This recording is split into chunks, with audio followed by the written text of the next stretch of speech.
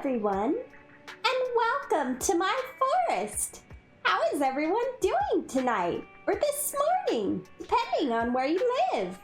Tonight, we're going to be playing some Zenless Zone Zero and going through Trigger's agent story. What will we find out about Trigger, her past, and or her future? Let's get started, shall we? All right. Okay, here we go.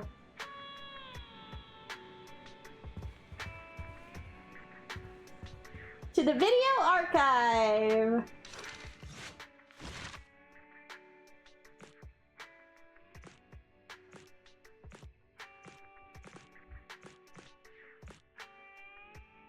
Out of sight.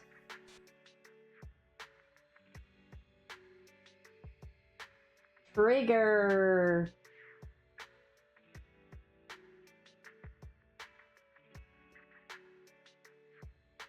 Okay.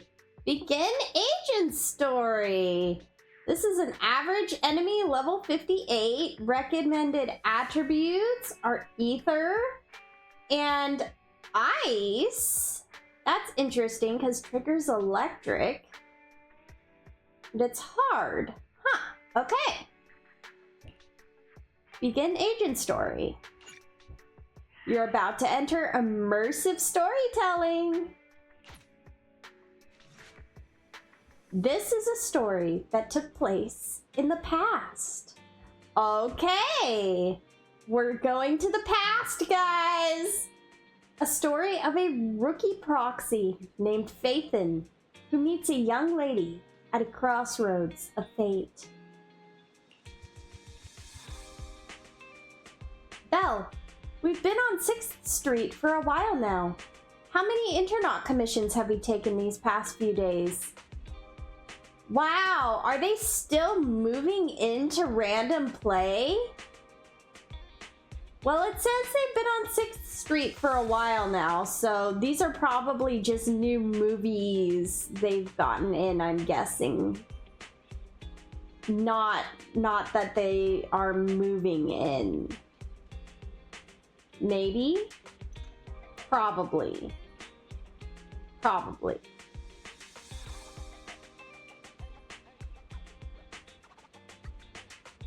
We're still newbies, so you know how it is. It's okay.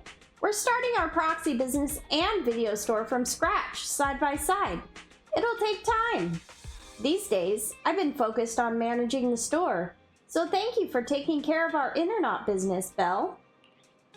Having this cozy little home with you is already much better than the life we had just after leaving the academy. As long as we slowly build our reputation, we'll eventually have a chance to uncover clues about the fall of the old capital. Belle, we'll take it slow.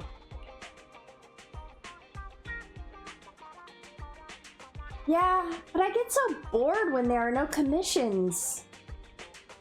Belle, your enthusiasm is really something, but your troubles will soon be resolved. I saw how hard you've been searching for commissions. So these past few days, I found an intelligence broker on Internet who can introduce commissions to us. As long as we can establish a long-term partnership with this professional intelligence broker, we shouldn't have to worry about getting commissions in the future. As your older brother, I also want to be able to help you. Good job! Thanks. I think I've done a good job too. I arranged to meet him at the store today. He should be arriving soon. Is this going to be Shepard? At that moment, a sudden knocking comes from the door. He's here, just in time. Belle, let's go talk to him. Who knows, maybe a cool surprise will be waiting for us on our first commission with him.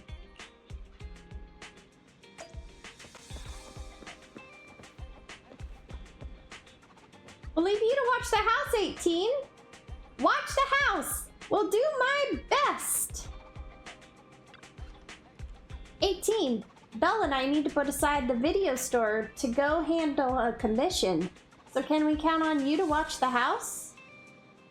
Inna. Watch the house. We'll do my best.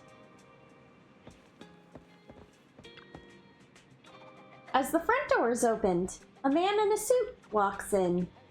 Although he wears a friendly and reliable smile, there is still something slightly off about him. It's Shepard! Belle, allow me to introduce our future partner, the intelligence broker I found on the internet. Nice to meet you both. You can call me Shepard. I'm glad you two chose to work with me. By the way, are you just starting out in this line of work? Nice to meet you. We haven't been in the business for too long. I understand. It's normal for rookie proxies like you two to have a hard time finding commissions. But please, don't worry. As an intelligence broker, I exist precisely for people like you. Let me check my notes. Your name is Faithin, right? What kind of commissions do you usually specialize in? We're great at any commission. What an energetic response. These days, many young proxies lack the energy you have. That being said, combat-related commissions might be a bit tricky, right? You two don't seem like fighters, and hiring combat personnel can be expensive for new proxies. To be honest, I'm not sure I feel comfortable assigning you anything dangerous.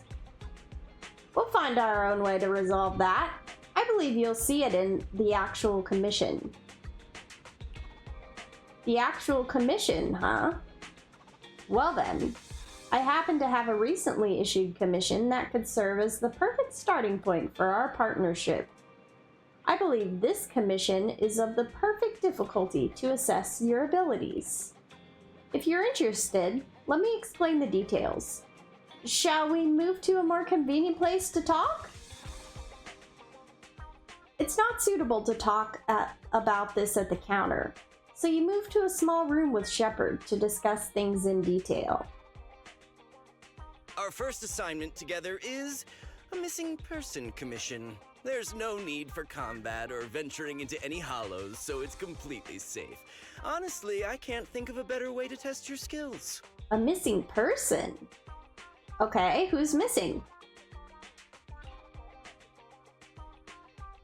Why hire a proxy then? Not to be rude to the client, but guiding people through the hollows is what a proxy does. A commission that doesn't even require stepping in one seems kind of pointless for us to handle, right? Don't get me wrong, I'm definitely not trying to pass this off on you. Your ability to navigate the hollow is unquestionable. That's what makes a proxy.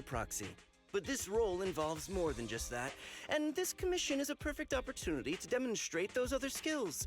Okay. To be honest, the client barely gave us anything to work with, just pieces of info. That's why this is a perfect chance to show off your skills in gathering intel, spotting details, and negotiating. All the makings of a top-tier proxy. Okay. Accept the commission. You've made your point. Guess we can't refuse now.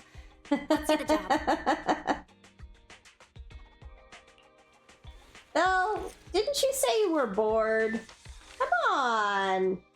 Let's do this. Shepard nods in satisfaction and pulls out 3 items from his pocket. A harmonica, a sheet of music, and an old photo.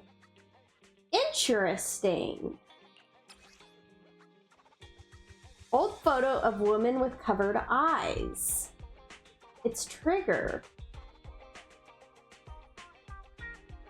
Is it Trigger? I didn't remember her hair being so long. But it must be Trigger because of the bandages. A somewhat aged photograph, though the image remains fairly clear. A blonde young woman with her eyes covered leans against the wall. For some reason, her silhouette seems so fragile, as if she might shatter into pieces at any moment, filled with such profound sadness? The client has only provided us with these 3 clues. All we know is that the woman in the photo is your target. Okay. Just a photo. So even the client doesn't know her name, identity, or whereabouts? And what's the deal with the harmonica and the sheet music? The client doesn't seem to have any more info, though it's possible they just don't want to share. But the client did mention if you get stuck, you should try playing the sheet music with the harmonica. Okay. Well then, I'll leave this commission in your capable hands. Keep me in the loop if you make any breakthroughs. Just ping me on Knock Knock. A single photo and a melody. Feels like chasing shadows. Belle, where do you think we should start? Probably playing the sheet music. Let's go to Port Elpis and look for clues. Or we could just go to Port Elpis, I guess. Maybe we should start with Port Elpis. A woman with her eyes covered isn't exactly someone you see every day. Remember when we went to visit the sea? I'm pretty sure we spotted someone like that back then. Really? Okay. Remember? I was in a bad mood that day, so you took me to the port to clear my head. We bought some fries, but you were so busy staring at that girl with her eyes covered, a seagull snatched them right out of your hand. Oh. Why do you sound mad? Now that I think about it, that woman did look a lot like the one in the photo. I was just a bit distracted. I didn't mean to stare. Next time I'll make sure to watch my fries more carefully. Well, thanks to you, we've got a lead now. Let's head to the port and see what we can find.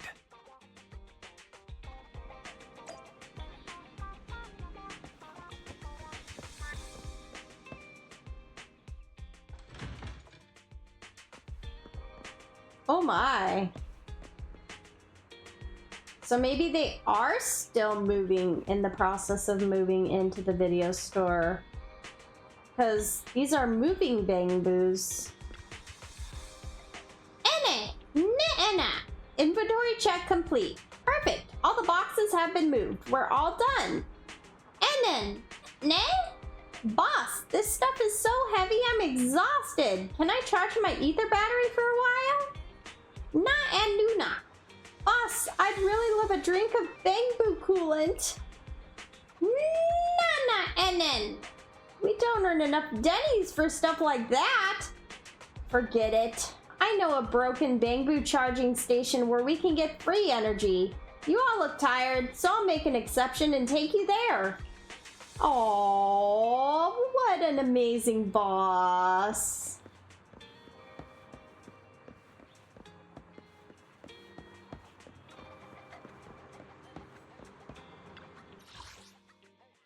All right, we're going to Port Elpis.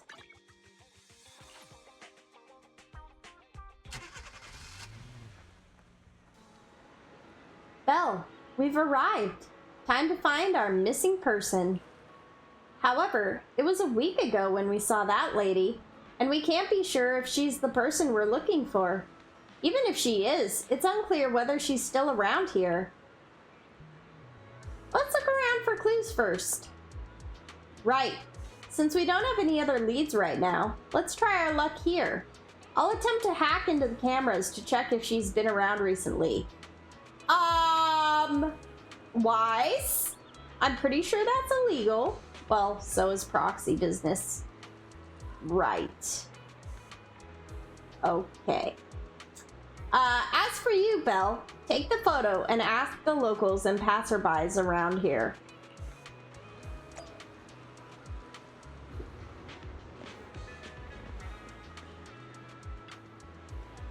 Belle, I'll need some more time to analyze the camera data.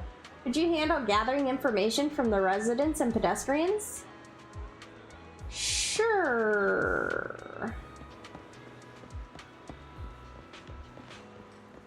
Hello, Fee. Welcome to Tater King. Our fries and hot dog combo is a hot seller. Would you like to give it a try? Look at that seagull gobbling up those fries. Hello. Have you seen this person? Oh, I remember seeing this girl before. they've actually seen her. What are the odds, though, that Belle would actually have seen her? That's crazy. When exactly? Maybe once every 1 or 2 months? I'll see her wandering around this area.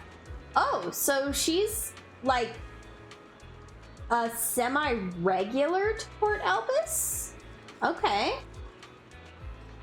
But I've never spoken to her, and she doesn't seem to interact with anyone around here. So I don't really know much about her background. So she hasn't been around recently? I don't think so. I don't remember seeing her recently. Are you looking for her? I can keep an eye out for you. Alright, thanks. By the way, would you like some fries? Let me think about it a bit more. Alright then. Those seagulls have been too active recently. Will they have a negative impact on on the sales of our fries? Looks like I shouldn't feed them too much in the future. Oh, Fee's been feeding them fries? Oh my goodness. Okay. Okay. Yeah. That could definitely backfire.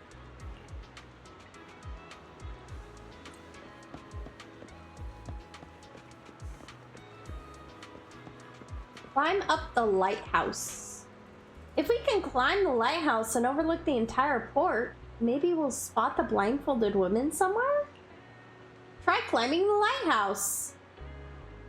Just as you are about to try opening the door leading to the top of the lighthouse, an old man appears behind you.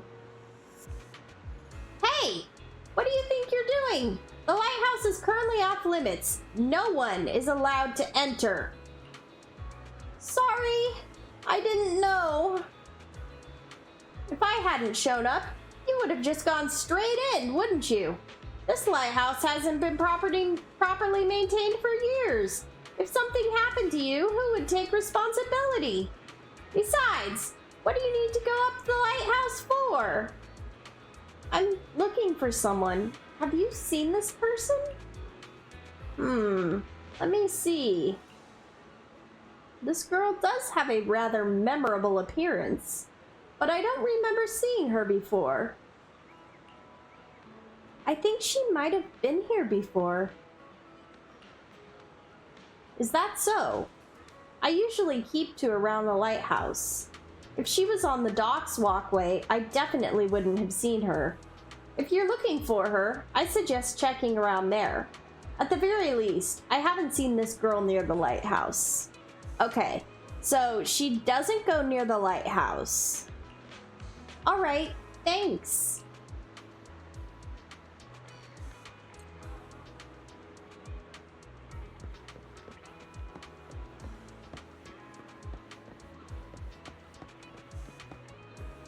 We'll check up here just in case. I don't think she'll be up here though, if she wasn't near the lighthouse.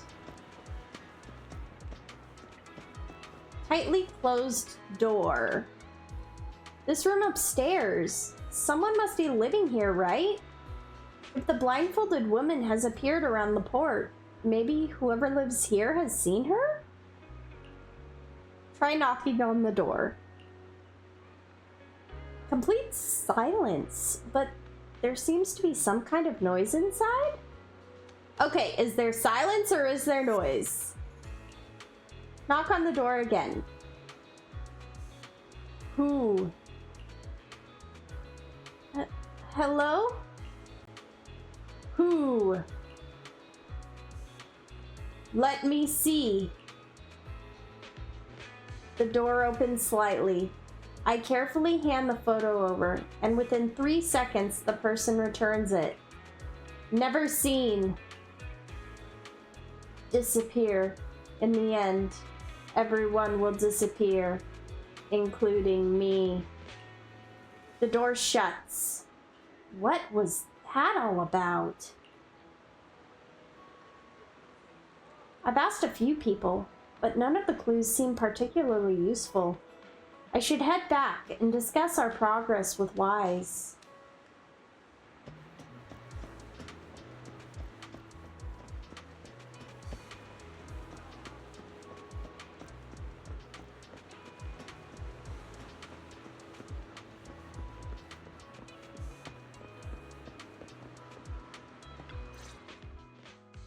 No luck on my end. Belle, did you find anything? No. Well, kind of. Let's try the harmonica again.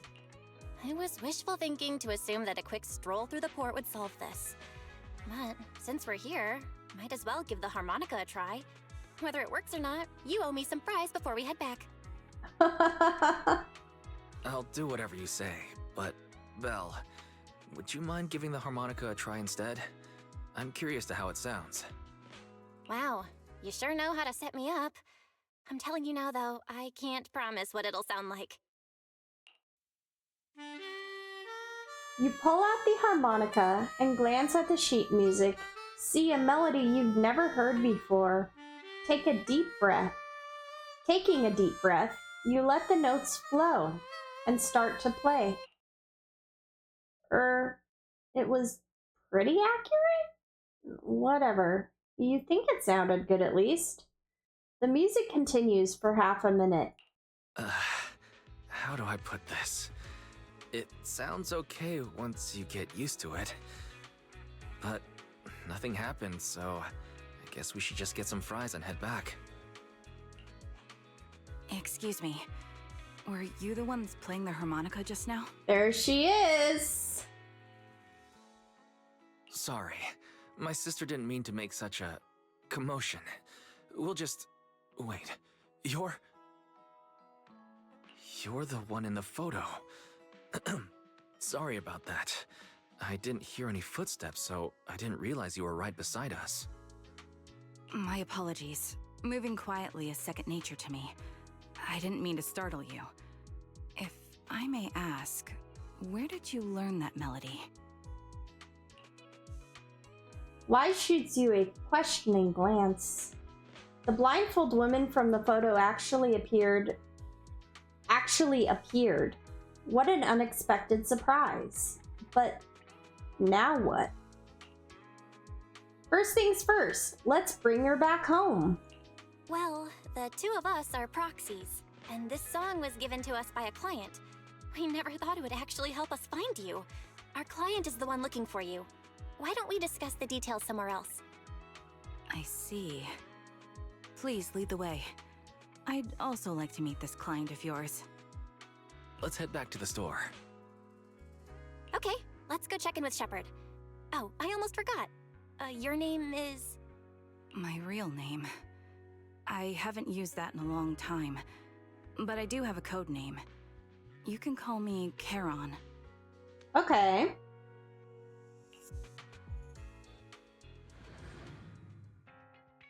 You return to the video store with the woman who calls herself Charon. Along the way, you introduce yourselves and share a bit about your fledgling proxy business. Miss Charon, I just reached out to the information broker who posted the commission. He should be here shortly, and you'll be able to meet the client soon. Please take a seat on the couch. I'll get you something to drink. Thank you, but please, don't mind me. By the way, the second row from the top on your TV wall, third unit from the left, it has a connection issue. You might want to check it out when you have time. Wow. Do her goggles tell her that? Well, they're not goggles, they're like visor glasses? How did you spot that? Oh, let me see. You're right. How did you know? No wonder there's been some lag lately. I rely on my hearing. I lost most of my vision in an accident. I can just about make out the outlines of my surroundings. To move around like an average citizen, I've trained my other senses to be extremely sharp. Oh, so she's blind, but she can still see outlines. Okay. Interesting. I heard a faint buzzing sound. By moving around the room and noticing the change in sound, I was able to pinpoint the location of the faulty TV. Sorry to bring it up. Sorry. I hope my question didn't seem rude. No need to apologize. Vision isn't the only way to perceive the world. As proxies, you too should know that better than most. Anything that can be seen with your eyes can never be considered a secret. What an interesting line. Hey, Cinder, how you doing tonight? Anything that can be seen with your eyes can never be considered a secret. That's such an interesting line. A subtle silence fills the room. It's clear you each have secrets you don't want to share with others, and there's an unspoken understanding between you. As the silence is on the brink of becoming awkward, a knock sounds at the door from outside the shop. I'm doing pretty good. How are you doing? Oh, I'm glad you're doing good. I'm doing good as well. Thank you so much. It is a good day today and a good night tonight. It's me again. You two found the target already? Wow, Faithin, you guys are incredible. If you're always this fast, you could take on anything. The client didn't come with you? High efficiency? It's nothing really. By the way, didn't the client come with you? Karen here would like to meet them. Where to start? It's great that you were able to find the woman in the photo, but there's a new problem. A new problem. Don't tell me the client's gone missing. I can't get in touch with the client anymore. There's been no reply from his Knock Knock account since yesterday. I brushed it off at first, but there's still no reply today. So now we have to find the missing client? Just when I thought he might have skipped town, his account suddenly sent me a location, the edge of a hollow. Who sends something like that in normal circumstances? That definitely doesn't sound normal. Sending a location from the edge of a hollow? That's anything but normal. And the client hasn't responded at all? Either way, I'll keep trying to reach the client. I hope he's alright. Let's stay in touch for now. We won't be wrapping up this commission for a while. Sorry, but I overheard your conversation. Could you share that location with me? If I investigate the hollow, I might pick up some clues. You're Miss Charon? No offense, but the hollow isn't somewhere just anyone can waltz into. Without a carrot or combat personnel, it's a death trap. You should wait. I'm a soldier. I served with the Eridu Defense Force under the Chrysoberyl Division. Even after retiring, I've made countless trips into the hollow. You can trust in my combat skills. There you go. She can fight. The heart rates of you and the two proxies here seem to have just spiked. Don't worry. My military days are far behind me. I have no current ties with them. You can hear their heart rates? How good is your hearing, Charon? As for getting into the hollow, proxies, can I request your assistance? I don't know anyone else who could guide me. I'll pay the commission fee as best I can. If you don't want to be involved, that's fine. I'll think of something.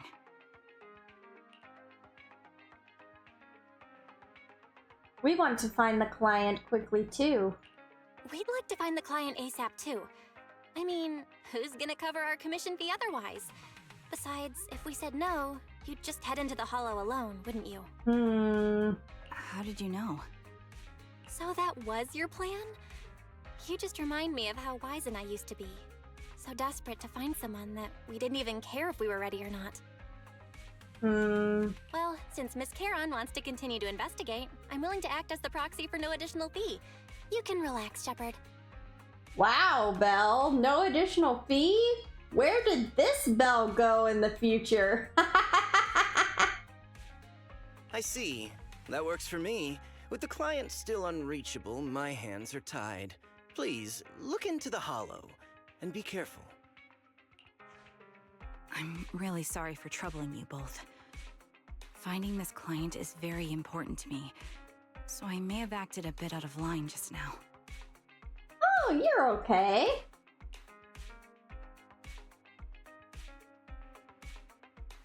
Seeing how determined you are to find this person, we couldn't just stand by and do nothing. No worries. Seeing how determined you are to find the client, we couldn't just sit by and do nothing. Let's work together to find them.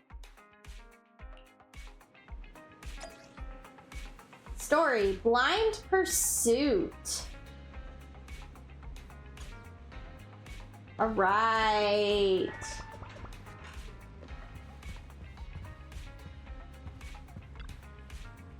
Roxy, may I call you that? Of course. Thank you, Proxy, for accepting my request. This is probably your first time taking on a commission in the Hollow that might involve combat. I'll do my best to protect you. Actually, I don't need to enter the Hollow in person. Huh? You mean you can attach your consciousness to a bamboo? Such impressive technology. I've never heard of anyone being able to do something like this before. But even if you're bamboo, I will protect you. You responded to my request, so this is my duty. Belle, the vibe Sharon gives off is bringing up memories of our past. I feel the same way. Haha, maybe this is fate. Let's help her fulfill her wish to find that person. Yeah, we can't just leave her be.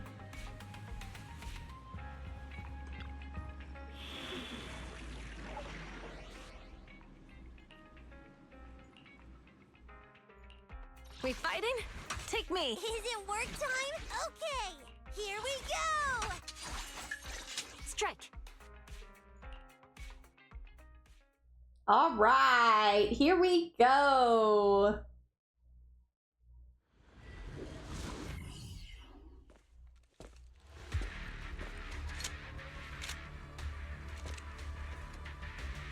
Miss Charon, I need some time to calculate the hollow route.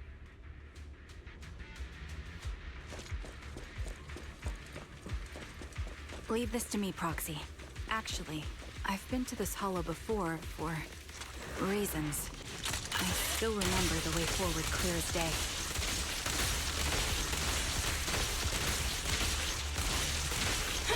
Alrighty! Oh? Why don't you wait just a little longer? Calculating a path doesn't take that long.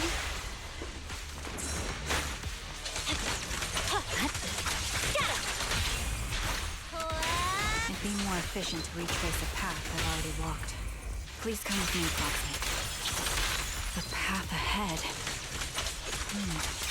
It should be right around here. I wasn't here too long ago. Sorry for being so presumptuous, Proxy. I got ahead of myself and made things difficult for you. Oh, it's a fissure. It's no trouble. There's a fissure nearby. We can use it to get back on the right path. Okay, we're going through the fissure.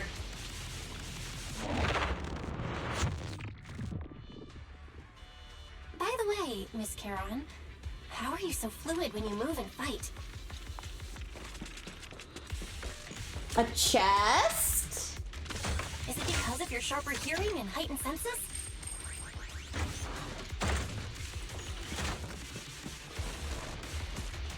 That's one part of it. In fact, my eyes gained some unique abilities as they changed.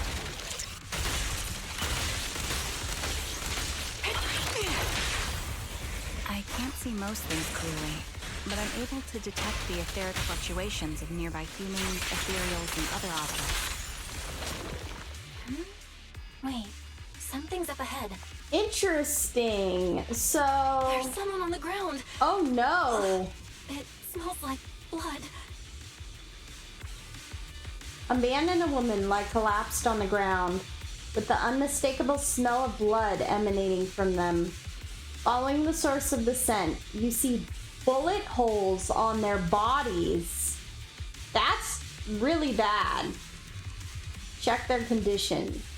No signs of breathing. Oh my. Their heartbeats and pulses are completely gone. These two are dead. Cause of death appears to be severe blood loss from long-range gunshot wounds. Time of death, probably within the last 1 to 2 hours, just before we entered the hollow. Is one of these people our client? Which means... this isn't just a case of losing contact with our client. Someone's been killing people in this hollow. Though I don't sense the killer nearby right now, there's still a chance they're active somewhere in this hollow.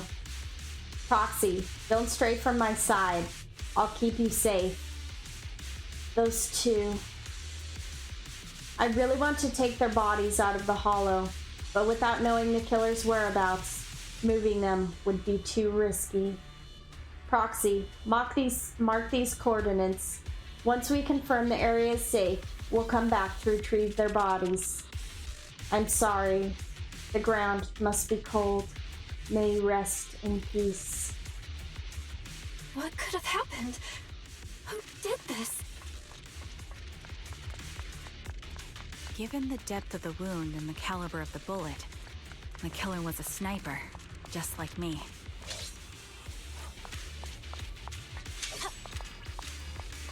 The surrounding ether levels have significantly increased. What's going on?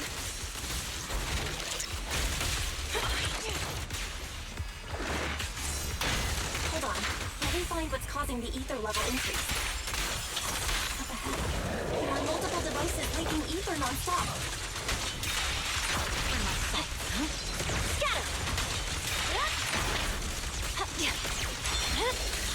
My blade is up. Why are there ether storage tanks filled with highly concentrated ether?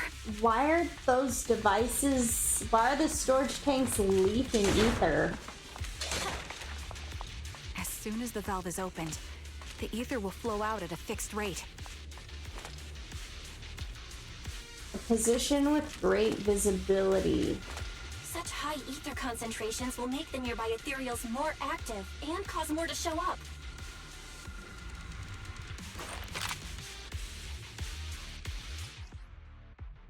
Combat tutorial, shooting instructions.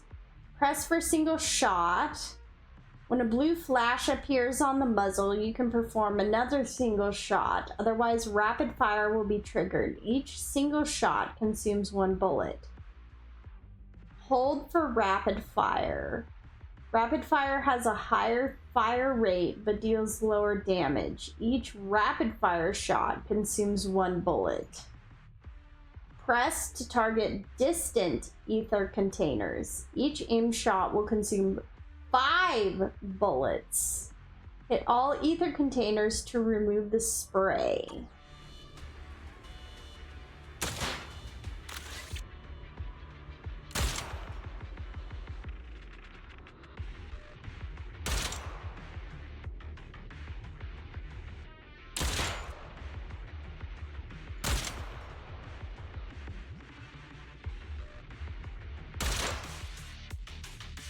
High-pressure ether tanks have been disabled. We can keep moving. Okay. So I was shooting some of the tanks twice after they had already been disabled. Charon, Whoops. I'm detecting 4 life forms up ahead. Let's go take a look. 4 life forms? Like alive life forms? Because it looks like they're on the ground. Man collapsed on the ground. Proxy, there are 4 people over here. They're all still alive. Oh my I'm word. not detecting any ether fluctuations from any other life forms nearby. Check their condition. Great, that's a relief. Charon, can you confirm their condition? Confirmed. One is seriously injured. A bullet pierced their lung. Ooh. The other 3? No internal injuries, just a few minor wounds. They're all unconscious. The one with severe wounds. His etheric fluctuations are nearly completely gone. He's beyond saving. Oh no. Who are you? Help me. It hurts. So cold. I don't want to die. Oh no. Is there really no way to save him? There must be something we can do. I'll contact the hospital and we can get him out of the hollow. His internal organs are ruptured. He'll bleed out long before we can get him out. No rescue team can beat the clock when life fades this fast. Am I dying? I just want to go home. Oh man.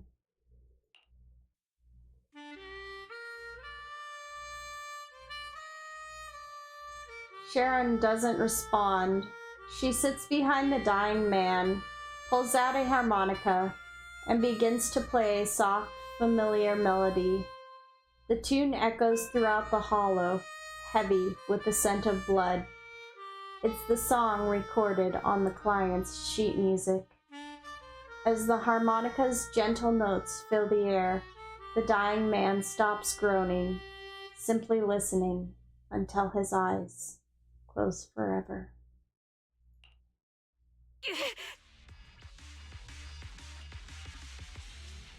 Are you okay? Caroline, are you okay? Did you get hurt during the fight just now? I'm fine, don't worry about me.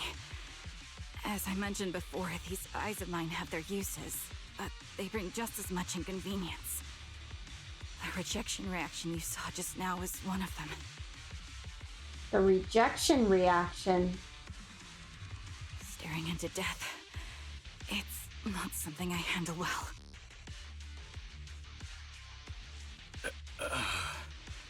My head. Where am I? Who are you people? I remember now. There was a madman, a lunatic who tied me up and dragged me into the hollow. You're not. I'm not the lunatic you're talking about. Can you stand? There are 2 more unconscious survivors here. If you can, help us carry one of them. Let's get out of here together. Leave? We can leave this place? What about that lunatic who shot at me from the shadows? Is he like hunting them when they regain consciousness? Is that what's happening? The culprit's already gone. The culprit should be gone by now. Caroline, let's get the survivors out. Follow me.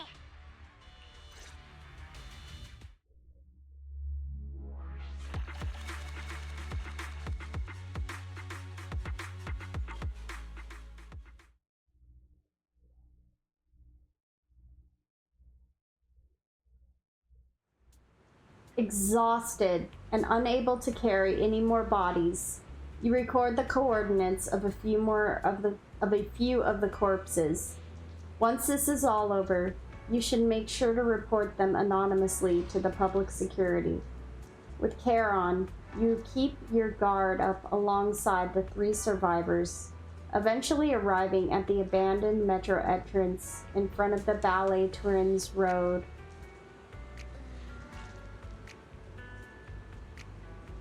Proxy, let's take a short break here. The area around the Ballet Twins has been abandoned due to the hollow disaster, and no one's likely to be around. It's both secluded and safe, making it a perfect place for conversation.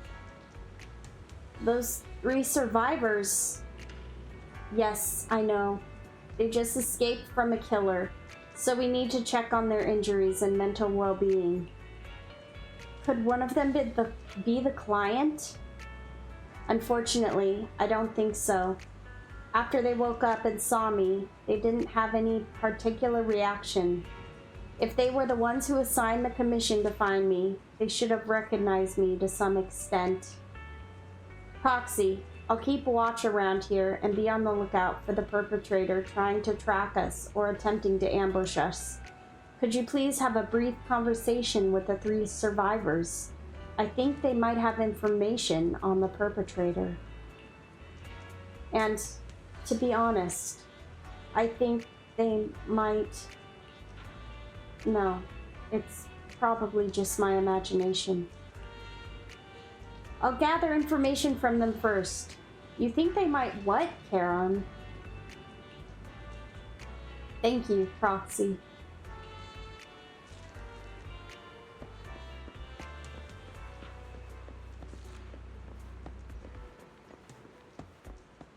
Gentleman. Thank goodness. I can't believe it. I'm still alive and out of the hollow. What's your name? Oh, me? I'm Jessie. I'm so grateful you were there to save me. When that maniac was chasing me and sniping at me, I really thought I was done for. I have some questions I want to ask you. Questions? Go ahead and ask. Although I really don't want to remember what just happened, you did save my life. How were you kidnapped and brought to the Hollow? I was tricked. I received an anonymous message telling me there was a big job I could do, asking me to meet in an alley on 6th Street. I had just arrived at the agreed spot and was waiting when someone hit me from behind and knocked me out. When I woke up, I was already in that hollow, and my hands and feet were tied. I've got a few more questions. What did you experience in the hollow? Although I was tied up in the hollow, luckily I always carry a folded knife with me. I tried to shake the knife out of my pocket and cut the ropes, hoping to escape, especially since the area was filled with ethereals. But suddenly, someone shot at me from the shadows. I was so scared that I quickly dropped to the ground to dodge the bullets, but they immediately fired several more shots. I had no choice but to run for my life. The maniacs shooting at me, I felt like they never intended to kill me right away. Instead, they seemed to be having fun watching me panic. Every shot scratched me, but none of them were fatal. I just kept dodging the ethereals and the sniper, running for my life. In the end, I finally managed to hide in a place with fewer ethereals, but that maniac shot a tranquilizer into my thigh. I quickly passed out again. After that, I woke up for the second time to you all around me. How are your injuries? I feel a bit dehydrated. I probably have at least 10 or so abrasions, but surprisingly, no major wounds. Seriously, what's up with that maniac? What did I ever do to them that made them go through so much trouble to set up a trap, kidnap me, and then throw me into the hollow to slowly execute me? Take some time to calm down. Is that all you wanted to ask? Well, anyway, thank you all. If you had come any later, I think all 3 of us would have been killed by that maniac.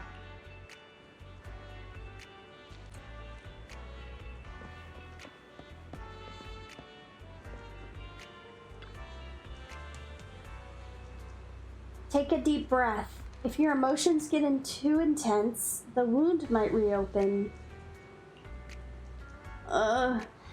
I still feel like I'm going to throw up.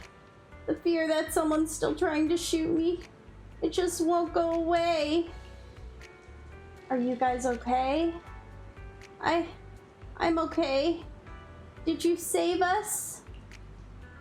I'm just about holding up. I've more or less recovered from the shock. I remember you. You were looking for someone around Port Elpis, weren't you? Wait a minute, she remembers us from Port Elpis?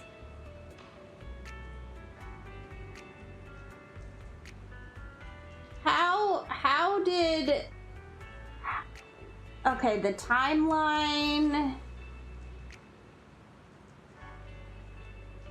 How did she get kidnapped in the time it took us to go home with Trigger and sit there and wait for Shepard and then go back to the Hollow and look for the client? I don't know. How did all this happen? I'm not sure. Okay. Yes, I think I've seen you before. How embarrassing. I never thought we'd meet again like this. What are your names? My name is Zoe. Aaron. Just call me Aaron. Ugh. Feeling nauseous again. Oh, I managed to hold it in. Did you want to ask us something? I have some questions for you. No problem. We'll answer what we can. How did you get kidnapped and taken into the Hollow? For me, you know, I was sightseeing at Port Elpis earlier. After that, I was on my way back home, driving along a deserted road when I seemed to hit something. So I got out of the car to check. Just a few seconds after I got out of the car, someone hit me from behind and knocked me out. I still have a bump on the back of my head. You can feel it. Let me take a look. There really is a bump on the back of your head. As for me, I was sitting at home with my friend when someone pried open the lock and tampered with our food or water or something. I don't know what they did exactly, but shortly after we ate, we both passed out. We were the only 3 rescued from the Hollow? Were we the only 3 rescued from the Hollow? Did you see another woman? Just the 3 of you.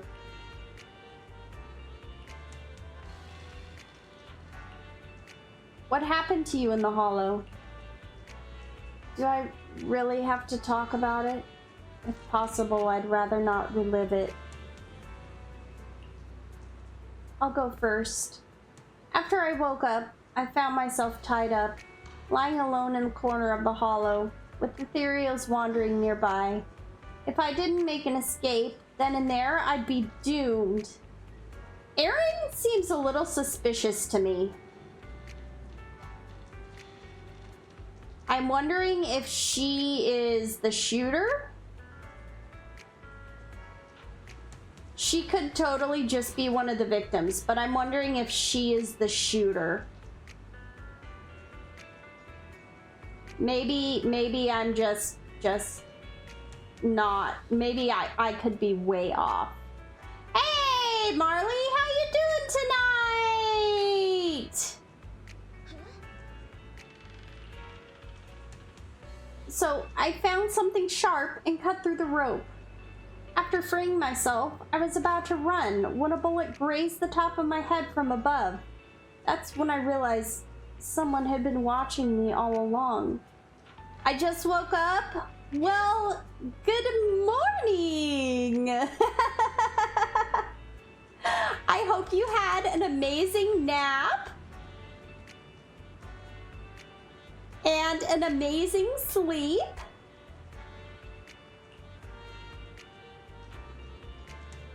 Same. The same happened to me. When I woke up, my limbs were tied, and the ethereals were already closing in. Fortunately, the ropes weren't tied too tightly. I used a broken iron railing nearby and eventually managed to cut through them. But I barely ran a few steps when a bullet hit my left arm. I could only grit my teeth and run for my life. Ugh. If she keeps talking, she'll throw up again. That maniac shooting from the shadows. They seem to take pleasure in watching our frantic attempts to escape. They could have just killed us right there, but they deliberately aimed each shot slightly off target, giving us just enough strength to keep struggling. Under the threat of the ethereals chasing me and the sniper's fire, I don't even know how long I ran. Eventually, I managed to reach an area where the ethereals were less active, but that maniac shot me with a tranquilizer, and I passed out again. Same here. Now that I think about it, we must have both passed out in the same area. How are your injuries? Aside from the blunt force injury to the back of my head, I also have some minor abrasions and a slight dislocation on my shoulder. On top of that, I'm a bit dehydrated, so I have a headache now. Mine are worse. My left arm was hit solidly, taking off a small piece of flesh, and the same with my calf. Why am I going through all this? I'm really fed up.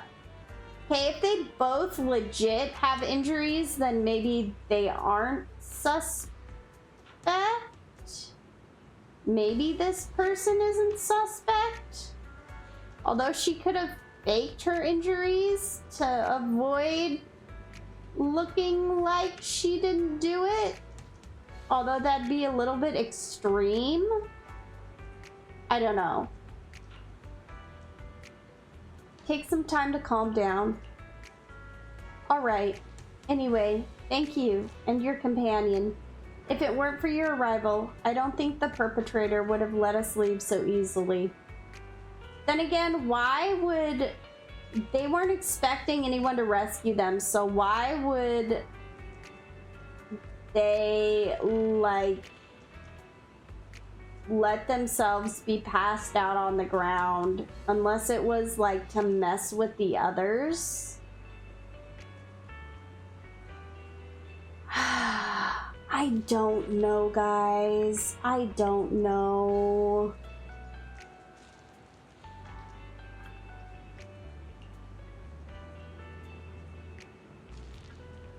Why are we being targeted? I can't take this anymore. Bleh.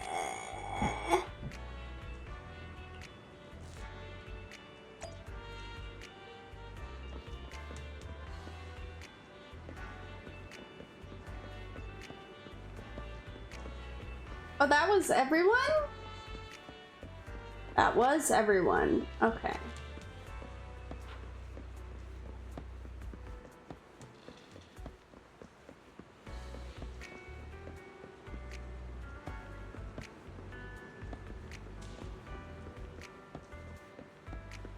Hello? Who are you? Ether field indicates some strange person will be coming here soon. Sometimes her perception will leave her body and attach itself to other things. They look like a peer, but who on earth could they be? Okay. That was really weird. After a brief check on the three survivors, you share what you've learned with Charon. She then calls the three over. Thank you all for assisting me, even though I'm a stranger.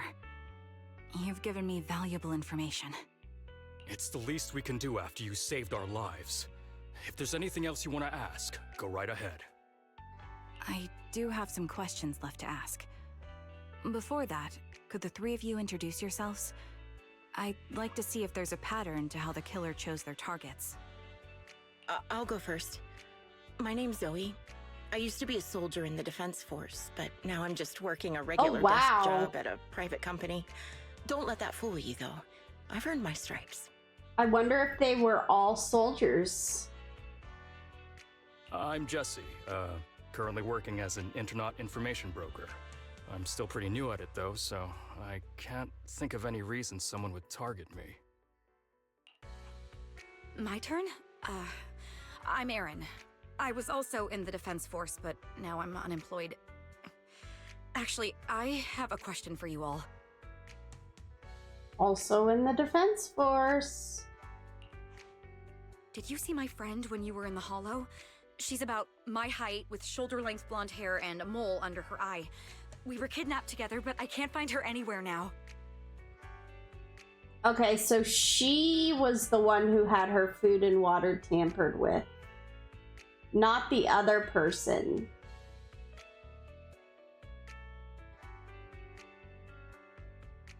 I got the two of them mixed up.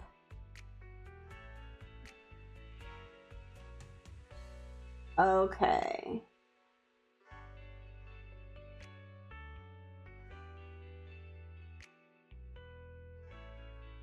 Okay, shoulder length blonde hair and a mole under her eye.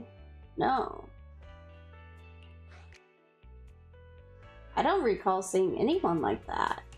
If I recall correctly, we didn't come across anyone like that in the Hollow, among both the survivors or the bodies. It's all right. I'll keep looking. I hope she's okay. We were always inseparable. We even planned to visit Scott Outpost together for Remembrance Day. I never thought something like this would happen. Remembrance Day? Remembrance Day? What's it about? As the name suggests, it's a day organized by the Defense Force for the families of deceased soldiers and veterans. People gather to mourn their loved ones who died in the fall of the old capital and find comfort in each other's company. I didn't know the Defense Force did that. Huh. Maybe I should go check it out.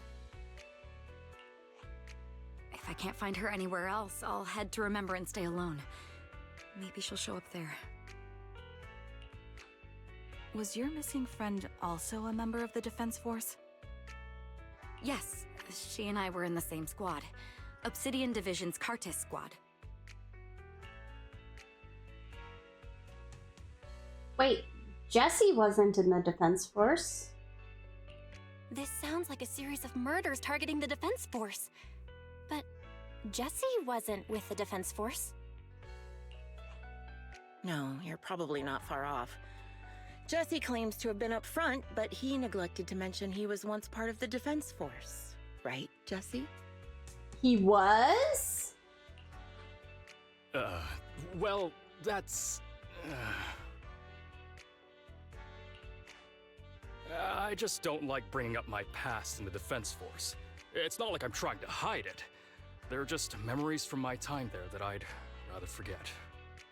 How did you know about his time in the Defense Force? I was part of Obsidian Division's Noct Squad. That's the absolute truth. I was also in the Obsidian Division, Impera Squad. I don't know who those who died in the Hollow were, but it seems the killer really is targeting members of the Defense Force. Huh. Wait a second. If I remember correctly, during the fall of the old capital, didn't our three squads work together on a mission outside Hollow Zero? During the fall of the old capital. Ah. We did? I don't really remember. I have a vague memory of it, but there were so many people on the mission, I don't remember your faces. Thank you all for the information. I'm starting to see a pattern in the killer's choice of targets. But there's something else I need to ask. I came to this hollow because someone I'm searching for sent me its location. And that person was likely being held by the killer as well. Did you happen to see anyone else? The three survivors exchanged confused glances before shaking their heads at Charon. You're not giving us much to go on. At least tell us what kind of person you're looking for, male or female, what they look like. Can't offer much help without that.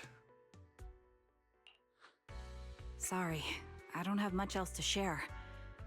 Even so, if any of you remember anything else that may be useful, please let me know. This is very important to me. You don't even know who they are, yet you're so determined to find them. Is it really going to be an issue if you can't find this person? Maybe. I've been searching for someone for a long time. They might be the key to achieving my goal. What is your goal? I see. Whatever happens, I hope you find them. If there's anything I can do to help, just let me know. Thank you. But please, prioritize your own safety. If the killer is targeting former Defense Force members, there's a good chance they'll come after you again. Stay vigilant. That would be terrifying. Of course. Once I've checked out Remembrance Day, I'm locking myself in my room and throwing away the key. Okay, but what if they target Remembrance Day, though? Because wouldn't that be the perfect place to target with all the Defense Force members there? You return to random play with Charon. Even after questioning those 3 survivors, the clues we have so far are still insufficient. Our goal is to find the missing client. Right now, we only know that he was likely kidnapped by the perpetrator, but we have no idea who the perpetrator is or where they went. Charon, do you have any ideas? I think the other proxy is right. The information the 3 survivors provided is limited. With our current information, it's hard to deduce where we should go next to find the client. Our clues have run dry. But we still got something out of it. At least we now know some characteristics of the perpetrator. A sadistic sniper with a grudge against the Defense Force. They're meticulous in planning, avoid open confrontations, and are obsessed with committing crimes in the Hollow. Oh, okay. I think I know who it is. It's, Acheron. The sniper who was, like, had a possibly healthy competition against her. It could not be, but I'm guessing that it's Acheron.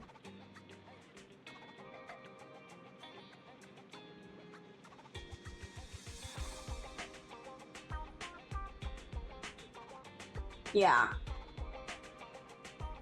Yeah.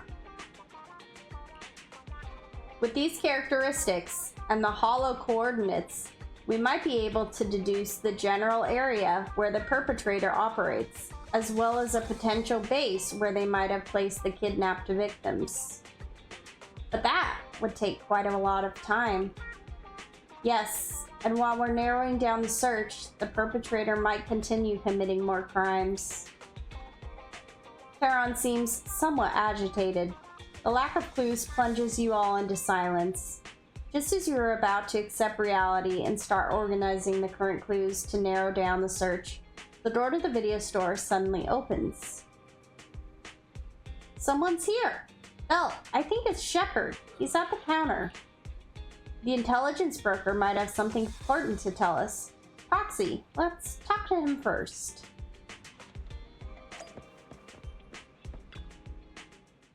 You bring Shepard to a room where you can talk. Phaeton, you've already been to the Hollow and made it back safely? Were you running? Why are you out of breath, Shepard? Take a moment to catch your breath. Did you run all the way here? Do you need a moment? We've already been to the Hollow, but unfortunately, we haven't found the client yet. I'm fine. Did you find any clues there? I mean, yesn't? There are traces left behind. Signs of a kidnapping. It's very likely the client was involved.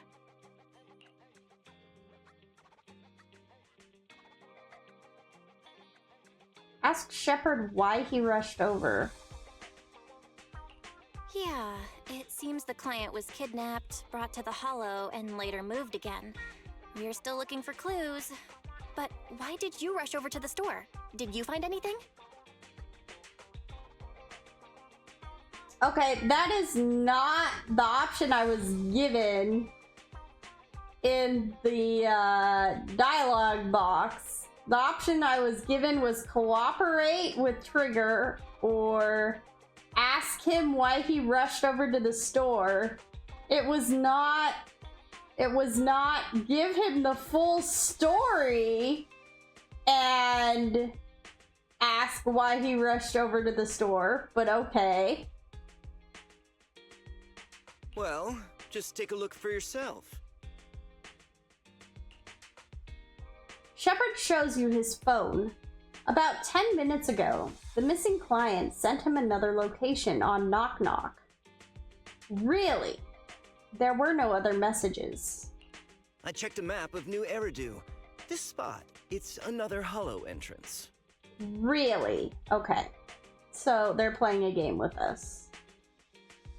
Not the client, but whoever's kidnapped them.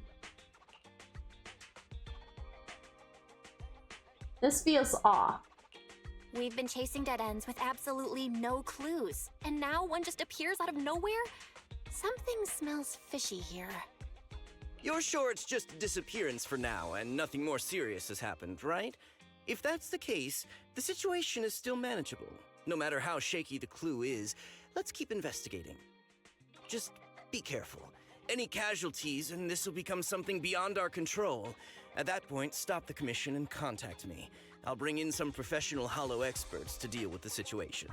I mean, there's been a couple casualties. Shepard hurries out again. You turn back to Karen, who seems unsettled. Has she held back the full truth from Shepard to avoid having the search handed off to someone else? Thank you for not revealing what really happened to that information broker. We didn't? Oh, we didn't reveal the casualties, did we?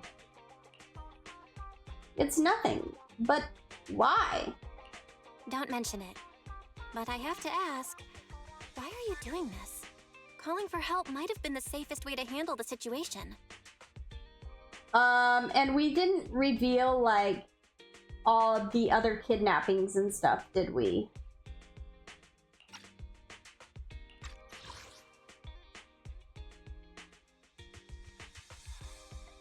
Yeah, we only revealed what happened with the client. We didn't reveal, like, the big picture. The killer is a sniper who has no qualms about taking lives. Judging by the victim's injuries, it's clear they know how to deal a fatal blow and how to inflict pain without causing death. Most Hollow Raiders lack experience dealing with snipers. If they encounter the killer, it's likely to end in a difficult fight, or worse, casualties. And besides, asking for help from others would only delay the search. The client is at risk right now, so I think we should follow the clues and enter the Hollow as soon as possible to ensure their safety. Oh, okay. What if it's a trap? I helped you keep this from Shepard, but I have to admit, it's just too dangerous. What if this lead is a trap? Who even knows who's really behind the client's messages anymore? I understand, I really do. But what if we're late and something happens to the client? Why is the client so important to you, Charon? Would you be willing to tell us? Or are you so set on finding them because they're connected to the person you've been looking for? The client's true identity might be the very person I've been looking for. And if not, they most certainly have some vital information. Since leaving the military, I've spent years searching for my missing teammates. They were more than just comrades who trusted me with their lives. To me, someone raised as an orphan, they were family. I've scoured countless hollows and every corner of New Eridu to find them, but I've never found a single lead. Until I met you and heard that melody on the harmonica. It's called Homecoming. My squad leader composed it. Only our squad knew it. And yet that client of yours not only knows the song, but also gave you the sheet music. Please, Proxy. This client is the only lead I have left. I'm certain my teammates are still alive. If this trail goes cold, I don't know when I'll get another chance to reunite with them. If they're still alive, could there really be no trace of them after all these years? Wise's gaze towards you seems to convey such a question. But then, thinking about how you're also searching for your teacher, it doesn't seem all that hard to understand. I'll help you. I get how anxious you must feel. Let's face this together. But this time, we really need to be extra careful. Thank you, Proxy. I feel much better knowing I have your support. You can trust me. I'll protect you if the killer is really waiting for us in the Hollow. We'll make it out in one piece.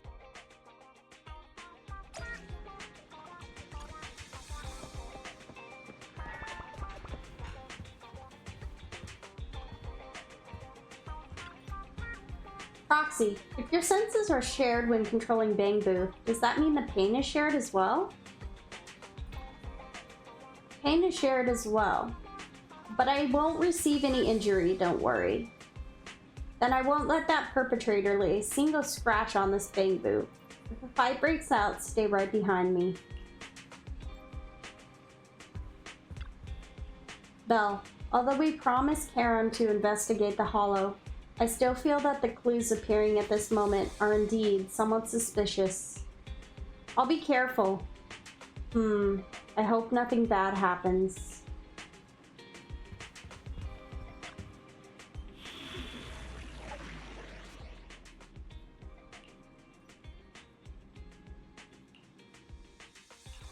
We fighting? Sokaku, ready! Only the brave will win. Eradicate all evil.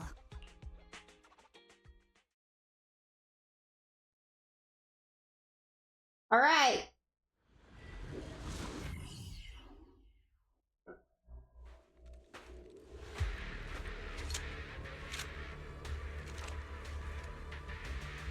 Looks like there's something here.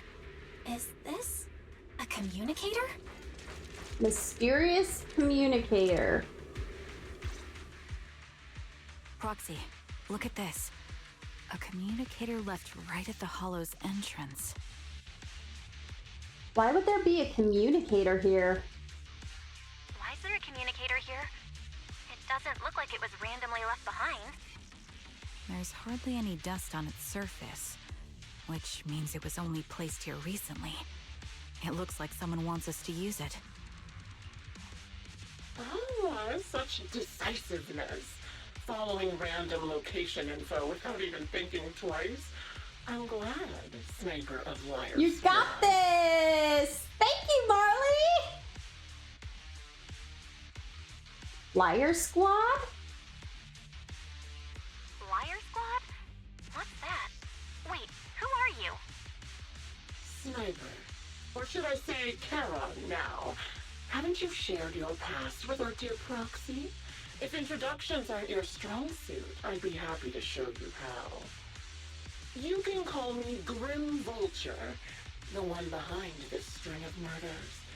You see, I've been working my way down a list, crossing off names. And now, Charon of Liar Squad, your name's next. Looks like you've done your homework on me. Just because my presence interfered with your plan, you've decided to take me out for good? I thought you were just going to be another obstacle in my way. But now, with you in my sights, this must be some kind of destiny. Destiny? I'm not sure what you're referring to, but I'm looking for someone. Given that you're waiting at the Hollow entrance they shared, I'm guessing you have them. If you hand them over, perhaps we can make a deal. Charon suddenly dodges to the side, raises her gun, and fires, using her body to shield Eos. In the next instant, a bullet flies past her and hits the ground. Her shot flew off into the distance, and there's only one thing that's for certain. It didn't hit Grim Vulture. My word. So your version of making a deal is stalling for time to locate me and lining up your shot? Can't say I'm surprised. After all, that's exactly what I plan to do too. You seem to have rather unique eyes, but you'll never get the chance to hit me. After all, no one's better at counter-sniping than me. Seems talking won't resolve this, but I'm not averse to using force. Now that's the spirit! If you're looking for someone, why not search the hollow for clues? Providing you can survive both my attacks and those of the ethereals, of course. Oh, and I've prepared a little gift for all your trouble. I hope you still have that determined look on your face after seeing it.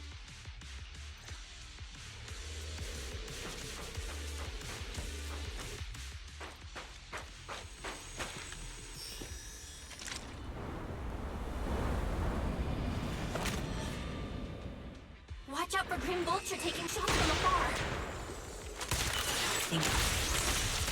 Can't catch me. Is there nothing we can do?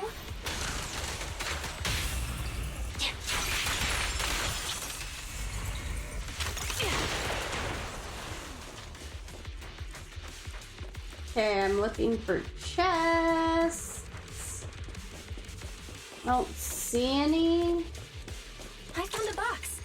Something feels off about it. Something feels off about the box. What's strange eye-catching box? Okay, what is this? A rather creepy box.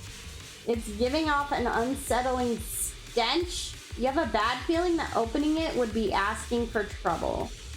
You glance at Charon beside you, who has fallen silent. Clearly she's having the same feeling. Right now she's hesitating about whether to open this box. Why do I feel like there's a dead body in the box? Charon, wait. Don't open it. Charon opens the box anyway. A blood-stained, tattered military cap, carelessly crumpled and stuffed into the corner of the box. Though the owner's identity remains unknown, the message it conveys can only mean one thing: death. Don't touch what's in the box.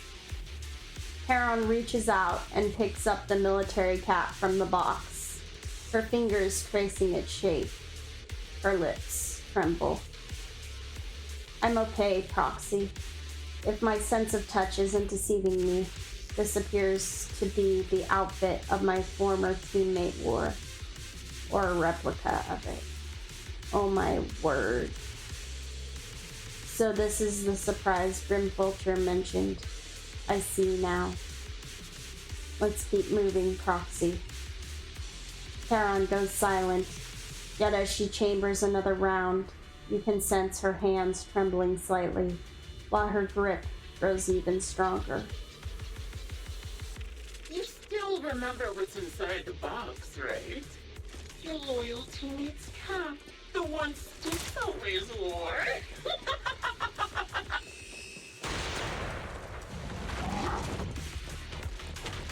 Curious as to how he died? I'll tell you. He took his own life. Well, it wasn't much different from being offed by ethereals. There's no time to lose. Ethereals had almost completely taken over his body. He was incorruptible, covered in ether crystals. His core was almost fully formed. My word, is that Another true? high-pressure ether tank. And a lot of ethereals have already been drawn to it.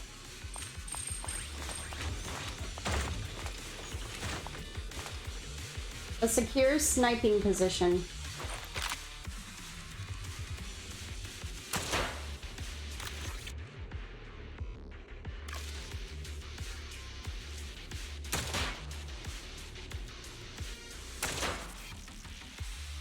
We did it, Proxy. Let's keep moving. I want to catch that murderer as soon as possible. Great, another strange eye-catching box. The second box emanates an ominous aura. That unsettling stench seems to warn you that its contents, just like the previous box, will give you an absolutely wretched experience. Charon's breathing grows heavy. She stands still for several seconds, seemingly trying to control her emotional turmoil. Charon, don't push yourself. Finally, she opens the box. A pair of blood-stained, tattered military gloves lie twisted in the center of the box. It's clear that whoever placed them here hasn't just tossed them in carelessly. They had been deliberately arranged with malicious intent. Charon picks up the gloves, once again feeling their contours and icy touch. Her lips turn pale. Just as I thought. These are from one of my squad mates, too. Charon. Let's keep moving, Proxy. Following this route should lead us to Grim Vulture's hideout. I'm fine. Charon picks up her weapon again, but there's an unmistakable tremor of unease in her voice. Acheron's favorite gloves. It wasn't easy getting my hands on them. So Acheron is supposedly dead. As expected of such a famous, beautiful commander, even her gloves are stylish. But I still think that this sniper is Acheron. Such a pity. And then, both her hands were missing. Don't you think that's a shame, little sniper? I'm still guessing that it's Acheron. Look at me! Such beautiful hands. But they can no longer hold it. The cereal's not Wait, off her arm. Acheron wasn't the sniper? Who was the sniper if it wasn't Acheron? I thought it was Acheron. Still had some backbone. She's so tall, even in pain. She's a nice girl. She died from multiple fatal wounds. Even the most beautiful flower will wither without protection. Okay, there's a chest over there. Now, do you think I'm telling the truth or a lie this time? How long do you intend to keep up this game of cat and mouse?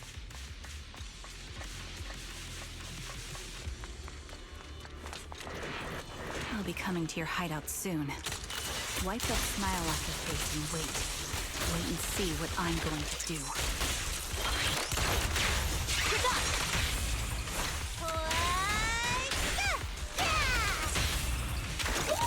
Reaction! Hurry up, Belle. I've got one final surprise location for you.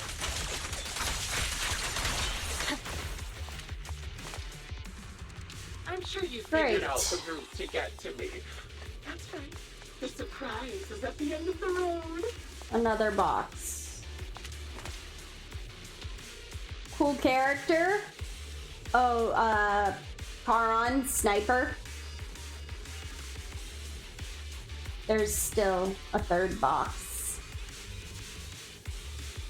You grab Charon's hand, trying to stop her from opening it, but she lifts the box's lid almost mechanically.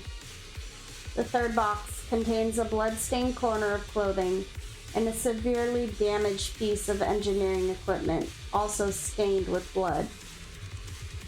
Charon picks them up, her trembling fingers feeling their shapes. She doesn't speak, neither about the plans for pursuing Grim Vulture, nor about which of her companions these items belong to. Until the communicator in our hands rings again with Grim Vulture's voice. Congratulations! You found the third box. Inside is... Who was it again? Oh, right. A piece of bloodied fabric, some Cocytus's clothes, and some damaged engineering gear stained with Leafy's blood. There weren't enough boxes, so I had to cram them together. You're just a medic and an engineer, not exactly combat material, right? Surely you're not mad, are you? Karan's face turns deathly pale. She silently picks up the bloodied items from the box, her spirit visibly shaken by the weight of these ominous relics. Enough! Enough already! Using her squad mates, her family to mentally torture her? That's vile. How much longer are you planning on doing this? Oh dear, did I go too far?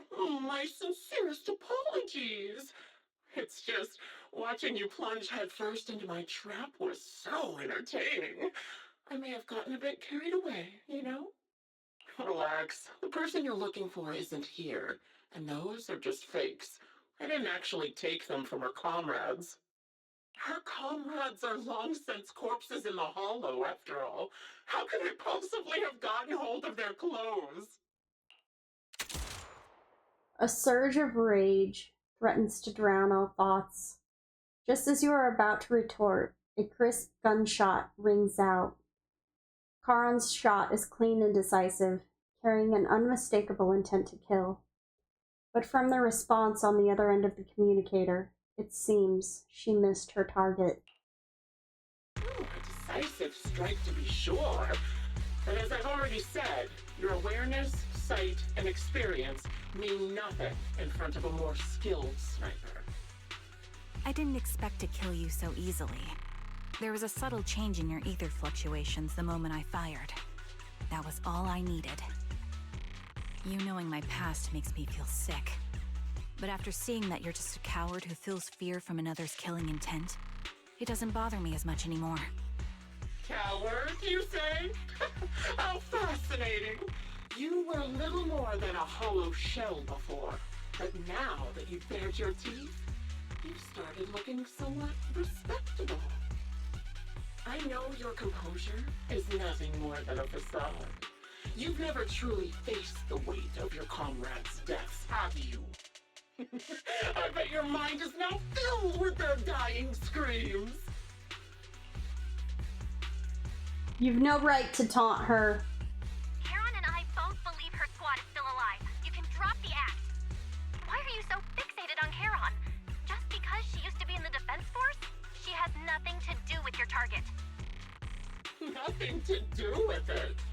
Then why don't you go ask her about it? What surprises me more is you actually believe her teammates are still alive. Don't tell me she dragged you into all this danger without telling you anything. Shut up.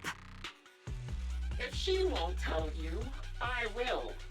Those so-called alive squad mates of hers went missing during the fall of the old capital. I'm sure you know exactly what that means. When the old capital fell, countless Defense Force soldiers were either killed by Ethereals or became them. The surviving soldiers, struggling to defend themselves, never had the opportunity to carry their comrades' bodies out of Hollow Zero. So it's unlikely her squad mates are still alive. Obviously, her squad mates, the members of Liar Squad, were among the dead. But since their bodies were never found, she insists they're still alive. Even going as far as to deceive her own proxy. It's laughable. Is it really deceptiveness if she honestly thinks they're still alive? I get why the voice is saying it's deceptiveness since logically they're probably dead, but Karen still thinks that they're alive. I didn't lie to the proxy. They're alive. I have proof. Oh. Someone like you could never understand. I could never understand? Huh. You think it's hard to understand your childish thought process? If you really have solid proof, why not tell me? Come on, let's hear it! My eyes. I lost nearly 90% of my vision during the fall of the old capital. But in return, I gained the ability to see what others can't.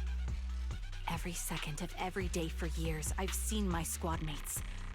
Not as fleeting shadows, but vivid and lifelike. They've never disappeared.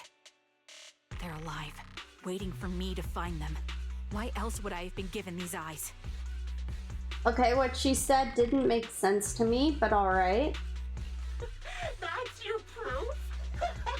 Did you hear that? Proxy hiding in the bamboo. She spent years chasing after people who couldn't possibly exist, all because of some ghostly visions. You'd rather believe those visions of your teammates are real-time projections than accept that they're dead. What if I told you the way I described their deaths before was the absolute truth? Will you finally face reality? Or will you keep fooling yourself, believing in ghosts? I guess you'll keep deceiving yourself, because that's how you survive. Oh, so she believes that she's seeing her squad mates, like, in real time? I don't know. I'm not lying to myself. I really want to find your squad mates who have been missing for years and were officially declared dead? You couldn't protect them when the old capital fell, and now you're just making up stories to fool yourself. Give yourself some so-called reason to go on, to latch on to any stupid excuse. You're just a selfish, naive coward who did nothing and couldn't do anything when your comrades were dying. Charon stands there, speechless. Grimvulture's relentless verbal assault has clearly struck home. The little color that had briefly returned to her face drains away, leaving her visibly shaken, unable to muster a single word in rebuttal. Giving up already? At least you've got a shred of dignity left. Nothing disgusts me more than a useless hypocrite. Enough of this. Time to die, coward. Charon is not a coward. Charon is not a coward. Someone who'd enter perilous hollows just to find what they seek. Someone who'd play music to console a dying soul, despite the pain in their eyes, is anything but a coward. At the very least, she's far braver than a criminal like you, who hides in the shadows, enjoys torturing others, and is constantly in fear of being caught. Proxy, Your proxy sure has a way with words. I won't waste any more of my breath. Just die already.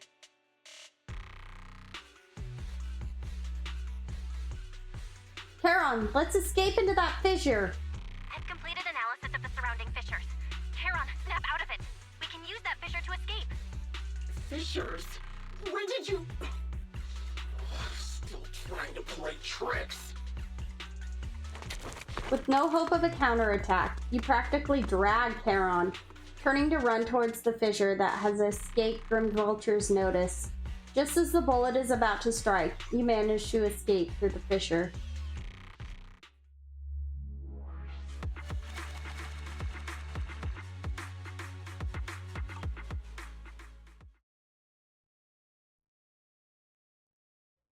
You escape from the hollow and return to the video store, bringing along Charon, who's lost all will to fight. She seems more traumatized than you imagined, repeatedly touching her eyes, silent and distant. Charon, do you want some hot cocoa? I'm sure you're exhausted after such a tough fight. You should get some rest. Thanks, but I'm fine. Don't let Grimvulture get to you. Don't listen to Grimvulture. They'd say anything to get under your skin. Once we start doubting the truth, we've fallen into their trap. No, Proxy. I think Grimvulture has a point. Maybe it's all just in my head. The things Grimvulture left. When I touched them, I was reminded of the day the old capital fell. I felt the same sensation when I touched an injured comrade. What does she mean she felt the same sensation? I tried to shake off that feeling, but the truth is, I can't stop thinking about the possibility that all my squad mates are dead.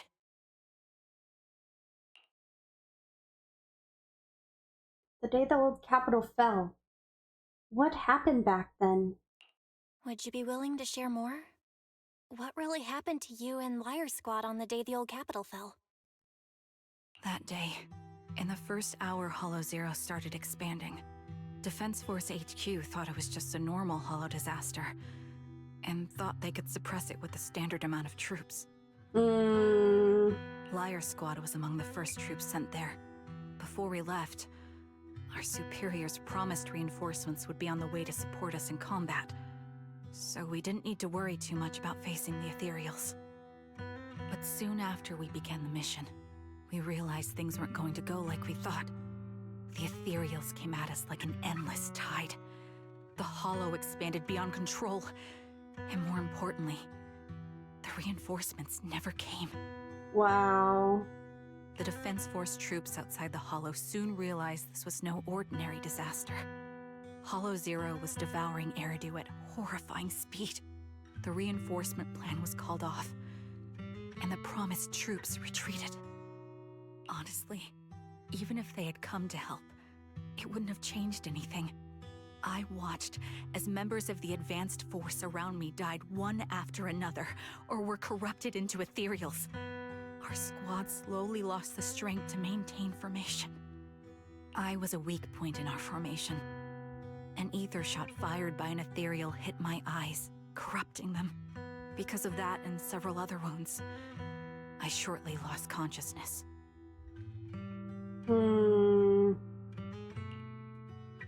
I'm not sure how long I was out, but just before losing my vision, I briefly regained consciousness. The last thing my eyes saw was my squad mate standing in front of me, looking back. When I woke up again, I was already back at base. The higher-ups detonated the Shiryu pillars, and finally managed to bring Hollow Zero under control. I don't know who rescued me from the Hollow, but none of my squad mates had made it out. For some reason, the image of my squad mates being the last thing I saw has stayed in my mind. It must be some kind of sign. A sign that they're still alive, don't you think? They must have continued fighting after I fell unconscious, eventually getting lost in some hollow and losing contact with the main force, left to wander between the various hollows of New Eridu. That must have been what happened, right? The Defense Force? Civilians? No one believes me, so I decided to find them myself. The reason behind these eyes. It's got to be to guide me to finding them still alive. Am I wrong, Proxy? Are these eyes pointless? I knew that's what you thought. Interpreting what my eyes see as proof my squad mates are still alive is just wishful thinking. But if they're really gone, why would I have been given these eyes, which bring nothing but pain? If they're truly no longer alive, how can I apologize to them in person? Tell them I'm sorry. Sorry for being so weak. Sorry that I failed to protect them. Their faces are all so blurry. I can't see their expressions. I can't even bear to look at them. If their final look at me was filled with resentment and disappointment, I wouldn't know how to handle it.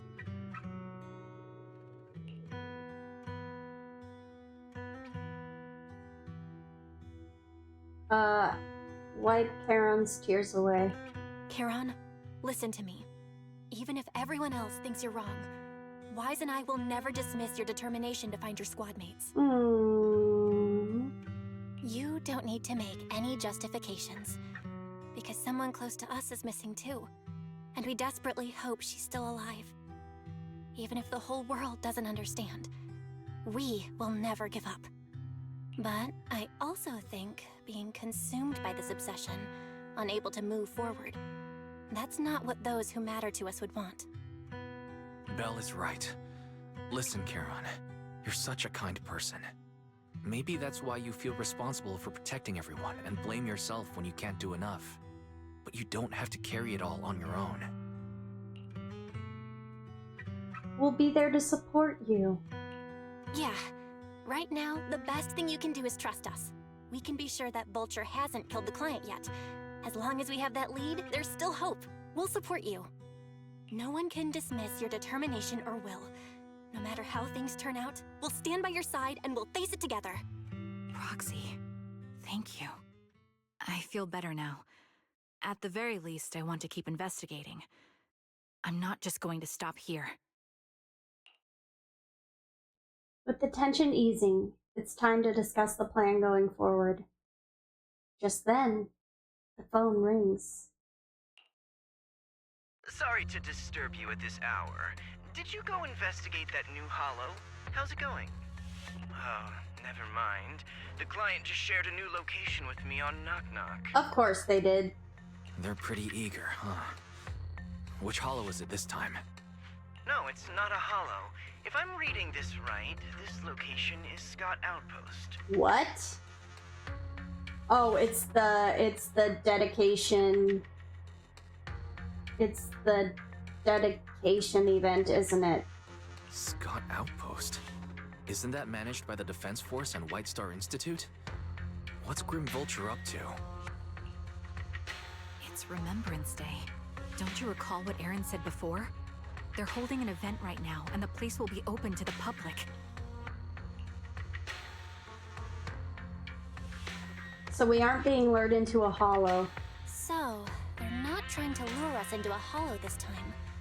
What's the deal? Are they trying to taunt us? Whether it's a provocation or a trap, I'm not missing any chance to face Grim Vulture. Proxy, will you go with me? Okay, but this is bad either way, because if you don't go, they might shoot innocent people. But if you do go, innocent people might get caught in the crossfire. So either way, it's a bad deal.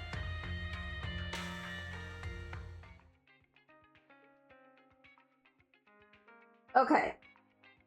The official commencement of the Remembrance Day has been scheduled for tomorrow morning, meaning ordinary citizens still cannot freely enter Scott Outpost today. Oh, okay. Under arrangements, Charon spent the night at the store. The next morning.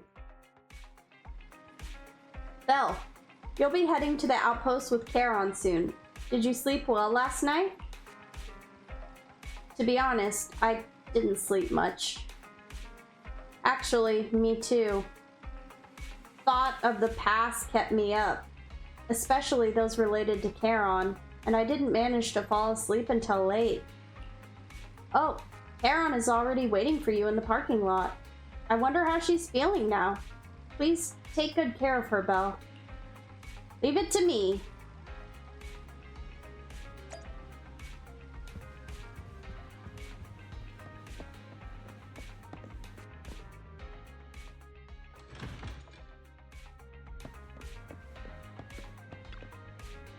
Good morning, Proxy. Did you sleep well last night? Yes, I did. Sorry, Proxy, for losing my composure in front of you yesterday. I think I've gotten my mood back in order now. Stare. It seems I can't hide it from you, Proxy. I'm sorry. I think I'm still struggling to process this sadness and unease. I'm not sure where I should go from here. Take your time to unravel your confusion. Yeah, you're right. Instead of continuing to suffer, it's better to reach out and grasp all the hope we can find around us. Maybe things will eventually change. Let's go, Proxy. Today we're attending Remembrance Day as ordinary citizens, so we can't carry any weapons. I suppose Grim Vulture wouldn't be foolish enough to make a move inside a military stronghold. Oh, they would. Probably. They probably would. Let's keep an eye out while we're there. I believe we should be able to find new clues. You arrive at Scott Outpost with Charon. Many citizens have come to Remembrance Day. They must be the relatives of those who gave their lives during the fall of the old capital. For some reason, after coming here, Charon has been acting a bit strange. Proxy, can we explore this place later? What's wrong? No, it's nothing. Stare. Alright, I'll say it. It seems like there are some familiar faces here. Wouldn't it be nice to meet them? I don't think I can face them. If I'm not mistaken, they should be the family members of my teammates. I don't know how I should face them. Try reaching out to them. I know, but I'll be there for you. Then it's a deal. I will go and talk to them. Proxy, you don't have to say anything. Just stay by my side and give me the courage to speak. Oh boy. Okay.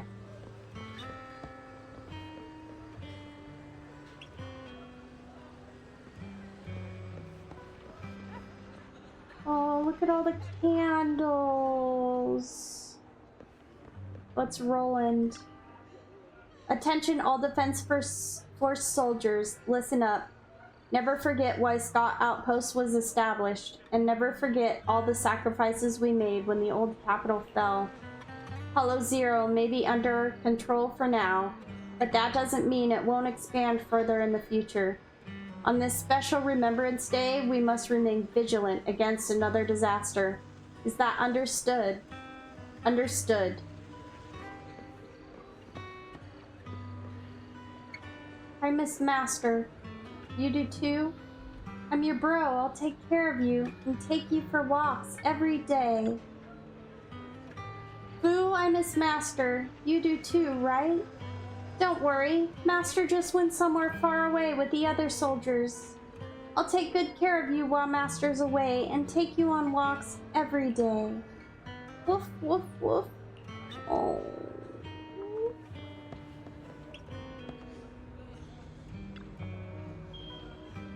Are you Alan, Acheron's brother? How did you know? Who are you? Wait, your eye cover. So you're Acheron's sole surviving teammate. I remember you. We met once after the fall of the old capital. After that, I didn't hear anything about you again. I never expected to meet you here. This plushie. It's Acheron's favorite plushie. She always kept it in the most prominent spot in her room. I brought it along here, as if bringing my sister's shadow to participate in Remembrance Day. I'm sorry, Mr. Allen. You don't need to apologize. I still remember one time when my sister came home excitedly, telling me that a shy new girl had joined the squad. That girl didn't speak much, but she was beautiful in battle.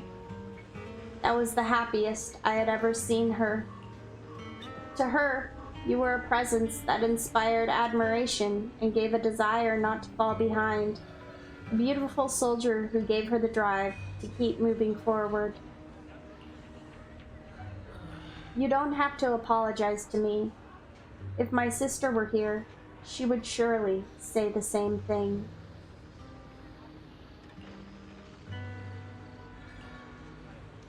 Please don't mind me too much. The Defense Force has made a lot of preparations for the Remembrance Day event. Please, take your time here.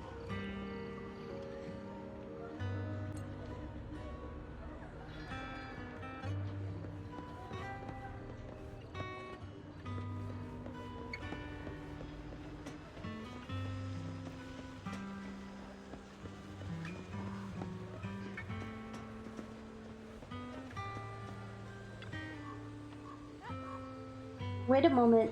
That eye cover, that blonde hair, could you be my husband, Styx's teammate? Styx, are you Mrs. Sally, Styx's wife? Yes, my daughter and I came to attend Remembrance Day. The last time I saw you was right after the fall of the old capital. I never expected to see you again here today. Your daughter. Is this your daughter, Zeta? Mom, who is she? Zeta, this is your dad's comrade from the Defense Force. Every time he went to the battlefield, she would be there to protect him. To protect him? Comrade? If that's so, why didn't you protect my dad during the fall of the old capital? Why did you let him die and make him unable to come back to me? Zeta! I'm sorry. I couldn't protect him. I'm sorry. Don't listen to what Zeta is saying. She doesn't understand. We've never blamed you. Please don't say that.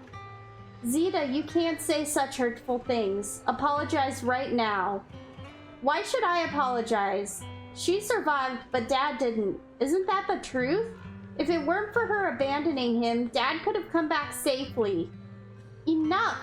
You don't know what happened back then. Mrs. Sally, I don't think she's wrong.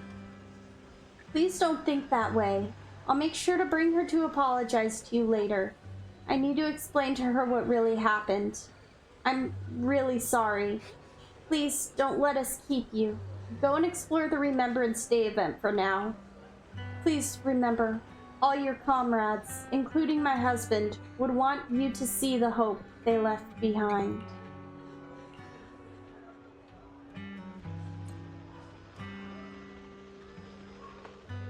Mom, another year has passed. Are you okay? I'm fine.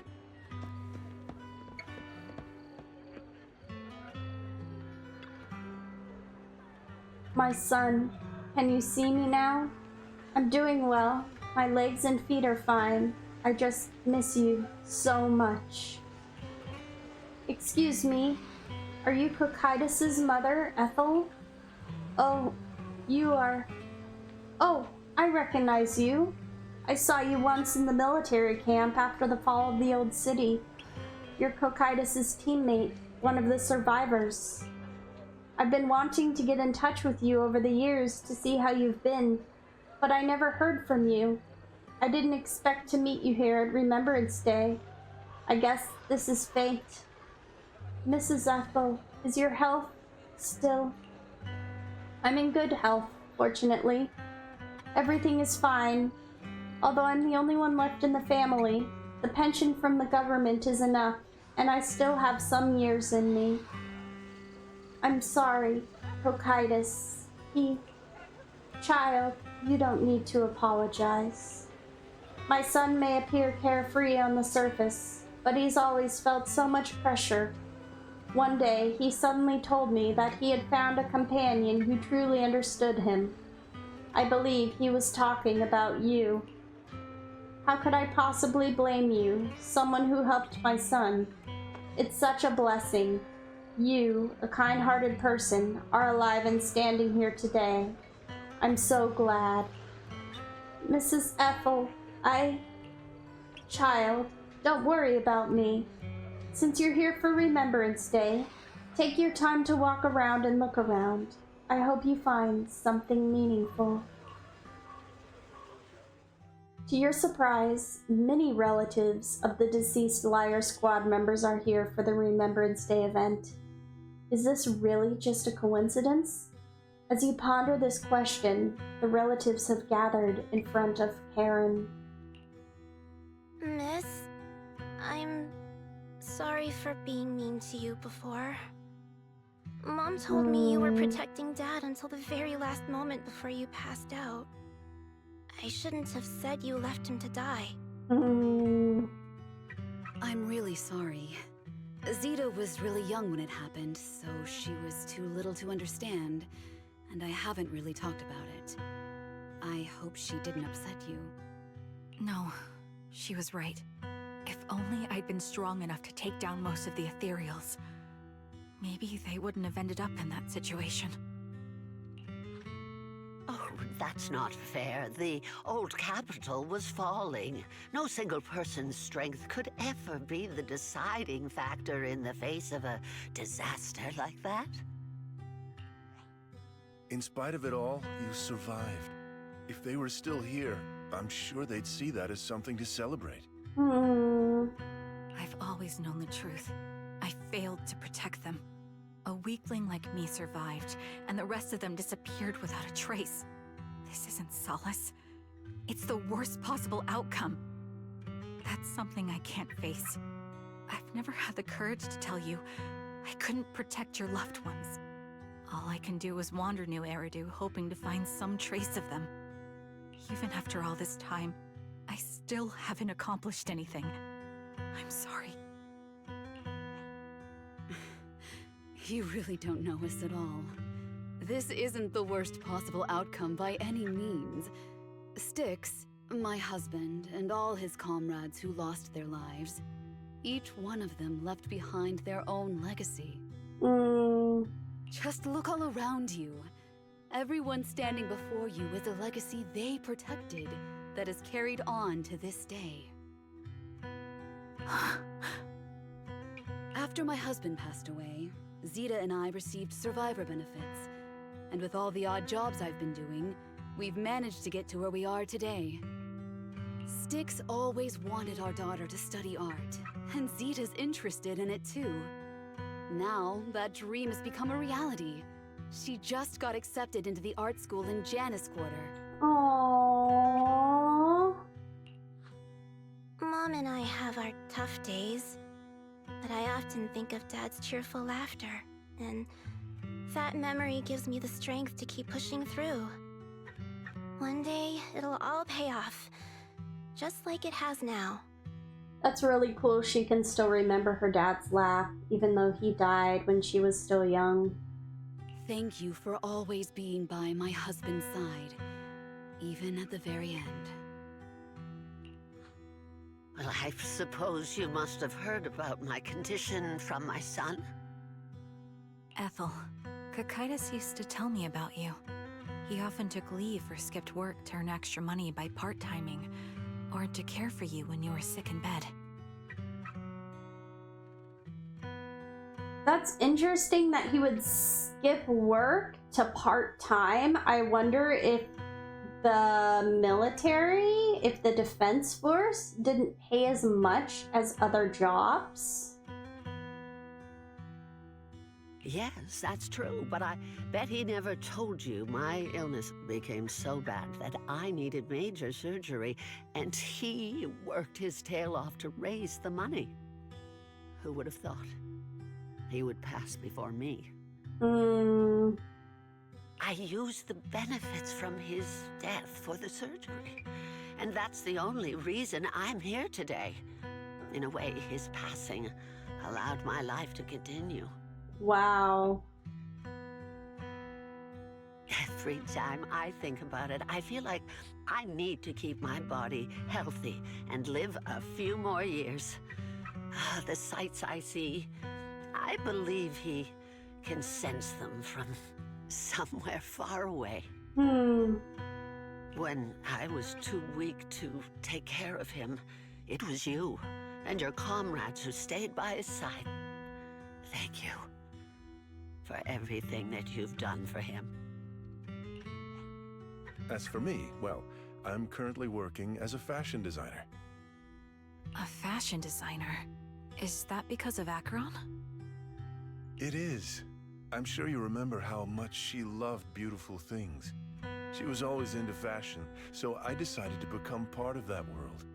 That way, she can always be with me. Oh, wow. I admit I had no idea how fun fashion design could be until I actually gave it a shot. I wish I'd figured that out sooner. We would have had so much more to talk about. Anyway, I'm planning to start my own fashion brand next year. She used to say that after retiring from the army, she wanted to pursue fashion design. I really want to carry on her dream. It feels like my life's purpose. You know, she used to talk about you when she came home for the holidays. How your rivalry pushed her to keep improving. So, thank you. I'm proud of my sister. And I'm proud of you, too. As you can see, all of us have made it to this day, carrying the will of those we loved. So please don't say they left nothing behind. They've always been a part of every pain and joy we've experienced over the years. All of us have made it to this day, carrying the will of those we loved. So please don't say they left nothing behind. Wow. Please remember, everything and everyone in New Eridu is only here today because you all risked your lives in battle. Thank you. Thank you, everyone. It's been wonderful to hear about how you're all doing and to listen to these words. I'm so glad I decided to come here on Remembrance Day. Speaking of which, I wasn't expecting to see any of you. What brings you here today? I could ask you the same thing, Ethel. Last time I asked, you said you weren't coming. I only came because I suddenly got a DM from Nathan. He said he really wanted me to be here. I'm here because of Nathan's message, too. He was pretty insistent, so I thought he'd be here. But I've been looking around for a while now. I still haven't seen him. So, it's the same for all of us. I responded to his message, but he never wrote back. Isn't that strange? Sorry, but who's this Nathan you're talking about? Nathan is Lethe's younger brother. Frankly, out of all of us, he's probably the one who wants to see you the most. He used to be part of the Defense Force himself, and...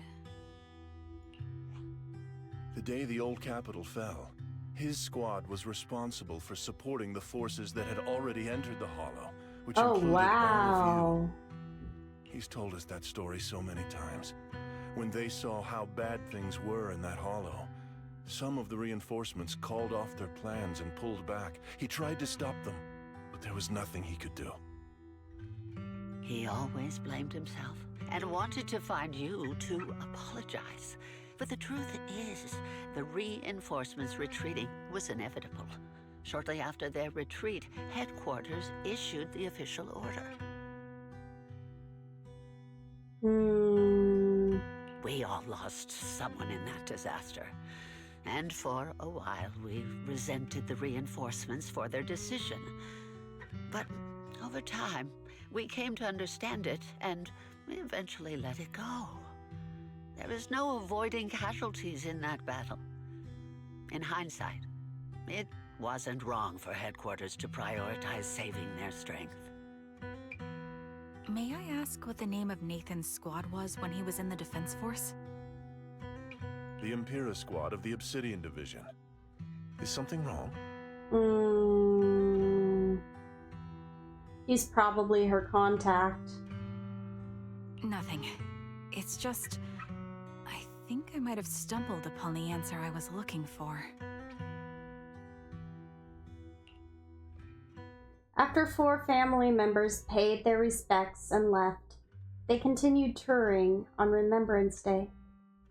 Charon stood there in a daze, seemingly have understood something.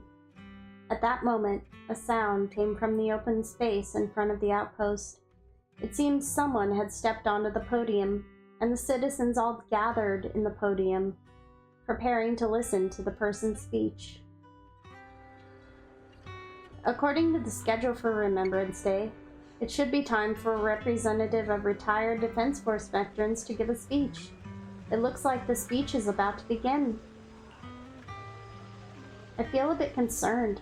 Proxy, could we go over and listen to the speech for a moment? Oh, it's that one girl who was captured.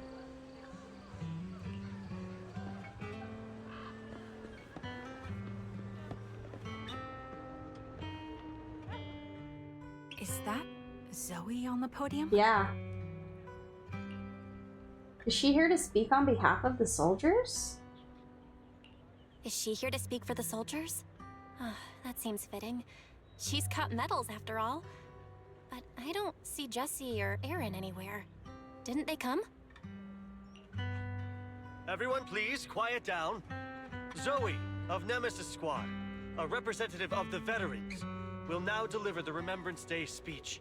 Did she say she was of Nemesis Squad? I don't remember her saying she was of Nemesis Squad. Hello, everyone.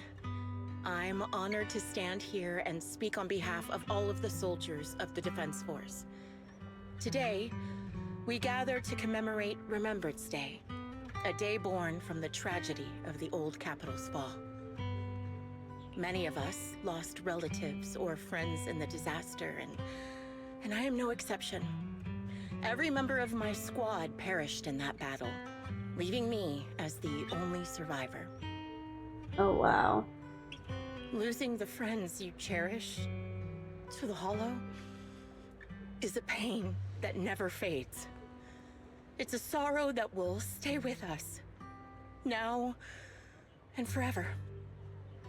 However, to the families of the fallen soldiers, hold your heads high with pride for your loved ones who gave their lives. They fought to the very last moment when the old capital fell. Death isn't the end, nor dishonor. It is their eternal medal. So is she the Vulture? I don't know, dude. I'm still trying to figure it out. They gave their lives facing an unstoppable disaster, exchanging their sacrifice for the world we have today. In doing so, they fulfilled their duties as soldiers to perfection. Without the blood they spilled, Eridu would not have endured, and new Eridu would never have risen from the ashes.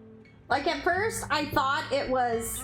I said it was her, but I thought she was the one who got her food poisoned, but it was really the other person who was next to her who they rescued. So I was thinking it was the other person, not her. So I don't know. I don't know. In honor of the wishes of the departed, look ahead, people of New Eridu. Our thoughts and remembrance of those who passed will be carried in every flicker of candlelight and in every bouquet of flowers. Zoe's speech is met with a wave of prolonged applause. Yet amid the claps, she droops her head, her expression darkening. She stays silent, waiting for the applause to fade before lifting her gaze and scanning the crowd. Her eyes pause briefly on Charon, carrying a chilling aura. My speech was meant to end here, but since you all seem quite engaged, please allow me to share a little more. The reason you all agree with what I've said is because it offers a way to step away from the pain. That's what the living do. They seek ways to ease the weight of others' deaths, so they can find a way to start over. This is the new Eridu of today. A huge disaster consumed the old capital, and the people who survived it keep saying things like, treasure the moment and start fresh to numb themselves, hoping to forget the nightmare. No one talks about the soldiers who gave their lives in Hollow Zero. No one asks why they had to die.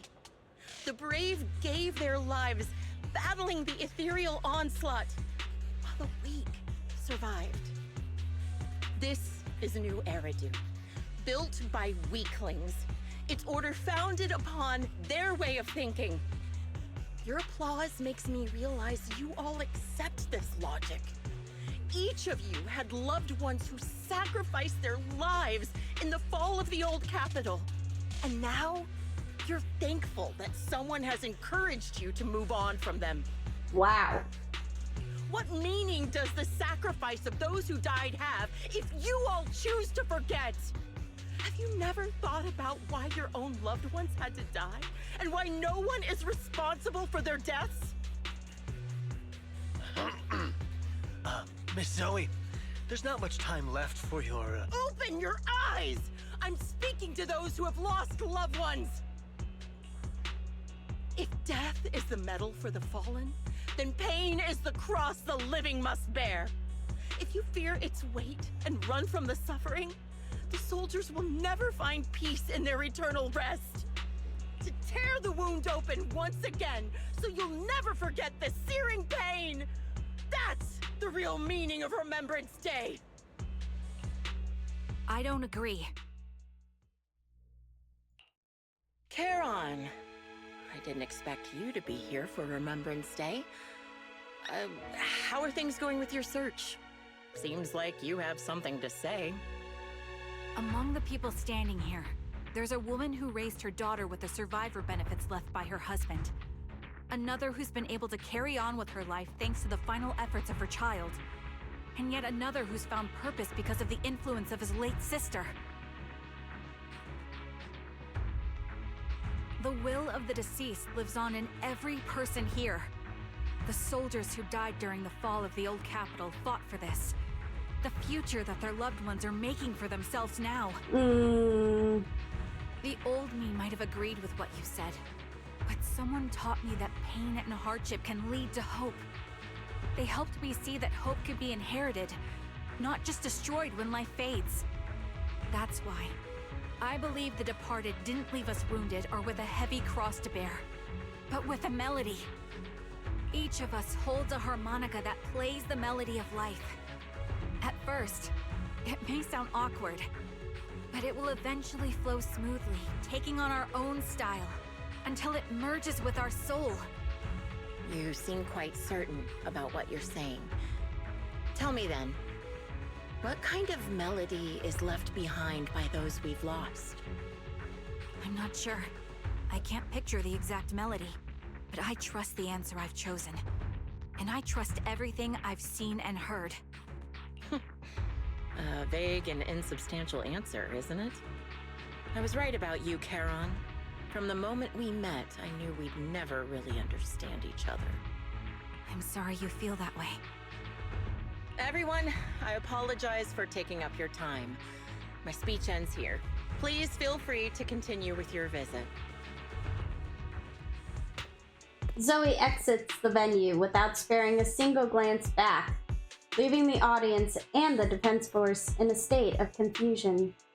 Charon looks thoughtfully in the direction she disappeared. What do you think, Proxy? Something's off. Something was definitely off about her just now. And the things she said, I'm starting to get a really bad feeling about this. You mean about her real identity, right? Looks like we're on the same page. Shielded by her identity as a decorated soldier, she seemed pretty confident that we wouldn't confront her directly on military ground like at the outpost. She arrived so brazenly and left without a care. If I'm right about this, she'll be trying to contact us again in no time. Just as she finishes her sentence, the phone rings again. Shepard appears on screen as you answer the video call. He seems panicked and anxious to speak, but the moment he sees that you're in Scott Outpost, he swallows back the words and clears his throat instead. Looks like you're a little busy, so I'll keep it short. The client just sent me a location via Knock Knock, along with a picture of several unconscious, tied-up individuals. Oh my! That's bad. I'll send you the location shortly. It should be an entrance to the Hollow in Port Elpis. At this stage, I don't have any further requests. My only hope is that you'll proceed with caution. Yeah. A location with a picture of the hostages. Looks like Grim Vulture is losing patience and wants to put an end to all this. What do you plan on doing? Charon, what's your plan? With everything that's happened, no matter what you choose, I'll stay by your side till the very end. Charon doesn't answer right away. Instead, she takes out her harmonica and looks down at it, as if she's trying to decide. In the end, she tucks her harmonica away. I've made up my mind. Proxy, please accept my official commission. Help me venture into the depths of the Hollow to rescue the client and any other hostages. It's time to put an end to this. Let's do it! It's up to me to stop Grim Vulture. Stop her from crushing everything in front of her with that heavy cross. Alright, so Grim Vulture isn't one of her teammates like I thought it was. It's Zoe. You leave the Remembrance Day event with Charon, and return to the video store. She cleans her firearm multiple times and keeps adjusting her breathing. The showdown is about to begin. Proxy, Thank you for accompanying me this far. In the upcoming battle, Grim Vulture has likely already set up a stage filled with traps. We may need to brace ourselves for a tough fight. Do you have any strategy in mind, Charon?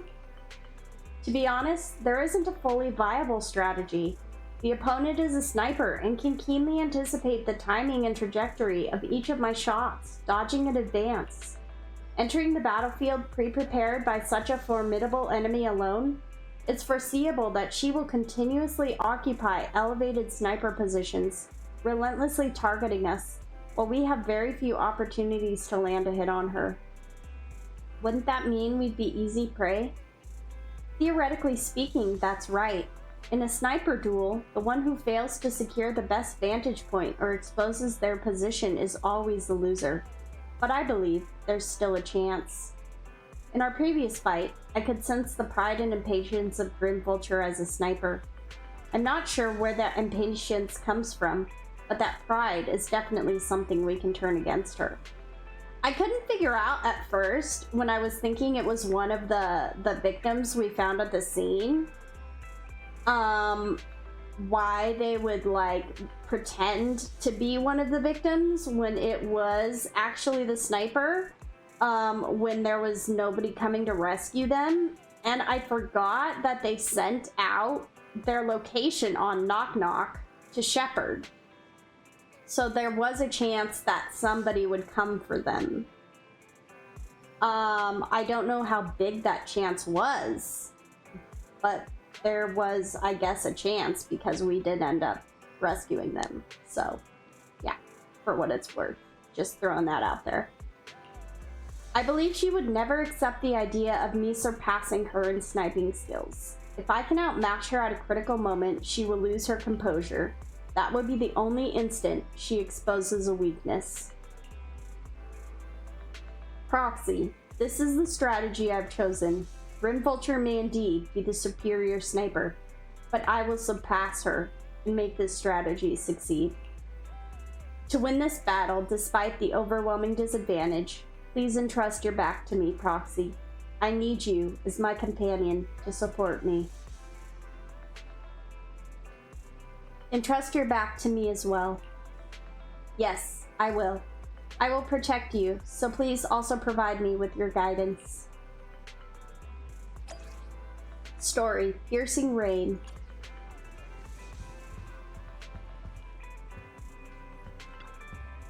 Belle, it might seem like I'm killing the mood by saying this now, but please be careful. Grim Vulture really intends to take our and Charon's lives. We'll definitely come out victorious.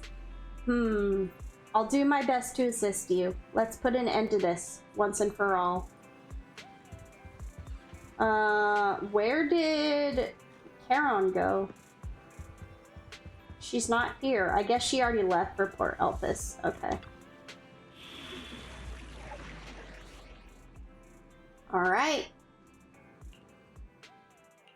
Only the brave will. Is it work time? We fighting? Take this is the path. My blade is ready. Let's go!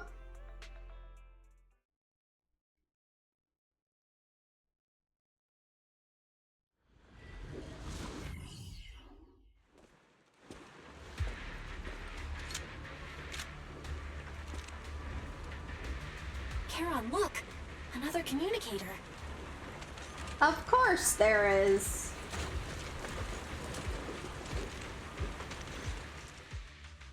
Another communicator. It's a bad habit for a sniper to be so talkative. Oh, really? I think it's rather good for my mental health to witness in real time how my target becomes desperate and gives up their struggle. Do you really still need to disguise your voice? I thought you didn't want to hide anymore, Zoe. You're right. Seems there's no need for secrecy anymore. I, Zoe, the sniper known as Grim Vulture of Nemesis Squad, send you my regards. Zoe. No. Grim Vulture. You, like me, were one of the advanced troops deployed to suppress Hollow Zero right after the fall of the old capital, right? Noct, Cartes, and Impera squad. So far, all the victims have been members of these squads. They were initially supposed to enter the Hollow to reinforce the advanced troops. Oh, and they didn't go? Nemesis, your squad, lacking reinforcements, lost everyone except you in the fall of the old capital. You blamed their deaths on the absence of reinforcements and sought revenge on them. That's my conclusion. Just like me, the fall of the old capital left you entirely alone. A sniper, the sole survivor, a mere pawn abandoned by the military. Don't you think we're very much alike? So why take out Charon then? She was part of the reserves that, not even part of the reserves, she was part of the front line that went in. The Impera squad member, Nathan, the one you're searching for, he pleaded with me to let him go when I was about to kill him, saying he had to see you no matter what. That's how you caught my attention. I let him live to get all sorts of information on you. I was so curious about you that I even set a trap, disguising myself as a victim to get closer to you. It turns out we share the same story. We even got the same PTSD symptoms. After all these years, we still see images of our teammates before they die. It's impossible to erase them from our minds. Oh, those are PTSD symptoms? Okay. It's just, you use ridiculous fantasies to numb yourself, chasing after illusions of your squad mates. While I can't afford to be as naive as you. One night, when I was overwhelmed with the unbearable images of my comrades' deaths, vomiting and crying, I finally realized the meaning behind their appearance before me.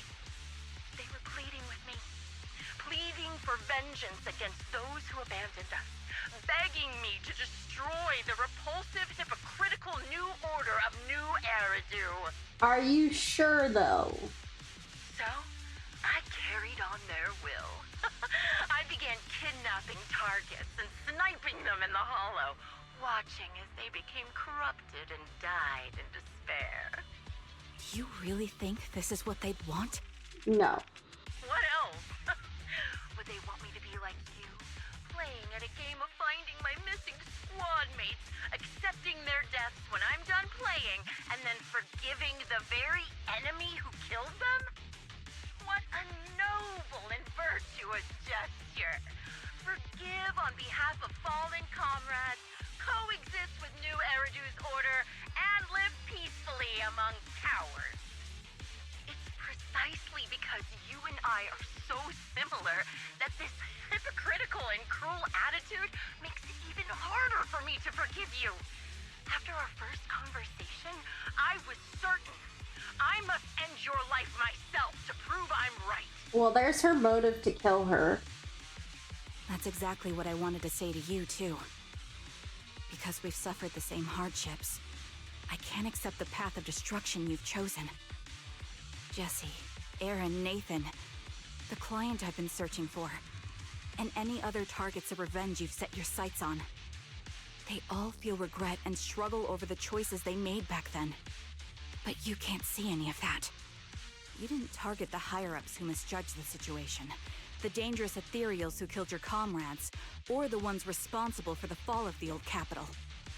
Instead, you went after the easiest targets. Grim Vulture, as a sniper of the Eridu Defense Force, you have failed in your duty. To preserve the will and hope left by my comrades, I'm going to put an end to your actions right here. That suits me just fine. A sniper should let the gun do the talking. Make it to the deepest part of the Hollow alive, and I'll meet you with nothing but raw malice.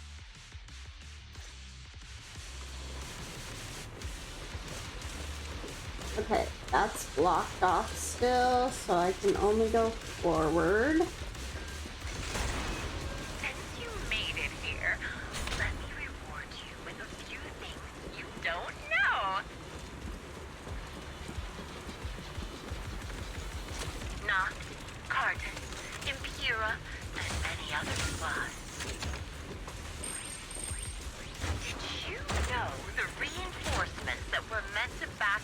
backup, ended up deciding to retreat?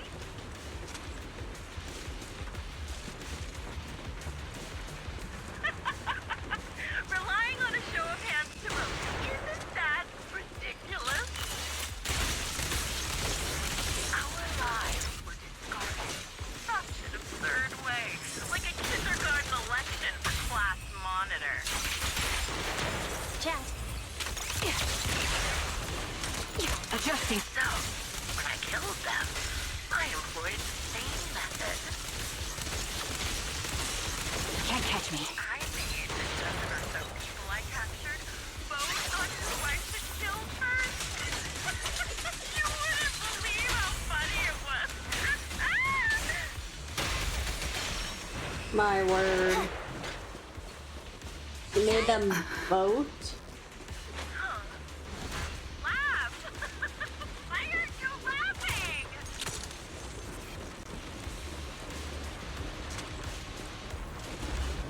And Aaron, do you have them too? Or are they already?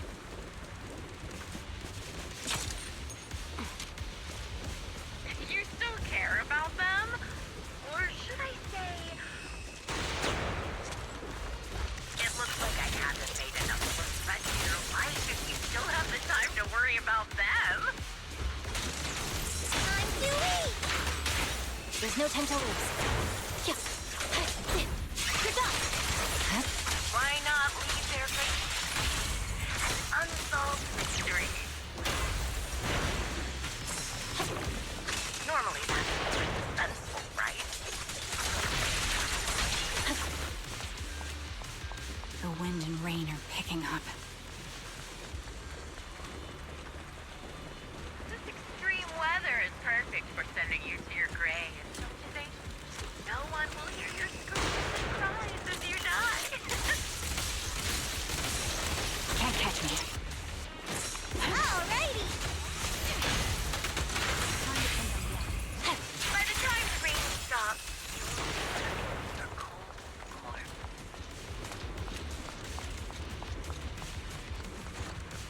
I hear a chest. There it is. Do you remember the weather on the day the old Capitol fell?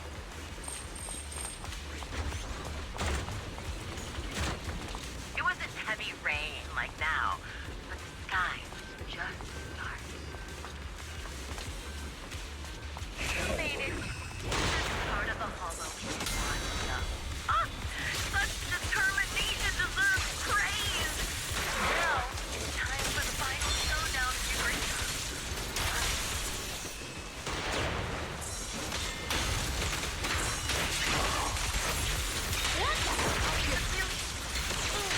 It's the only way to put it.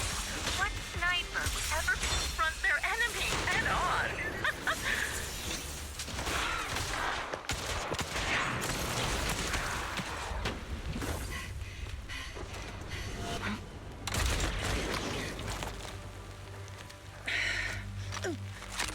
The real failure as a sniper is the one who's been forced into a corner, like you!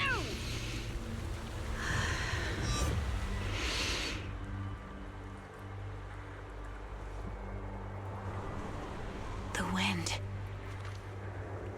It's shifting.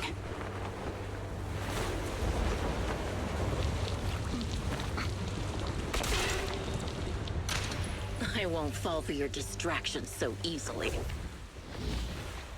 What? Nice. I will surpass you with my own melody of victory.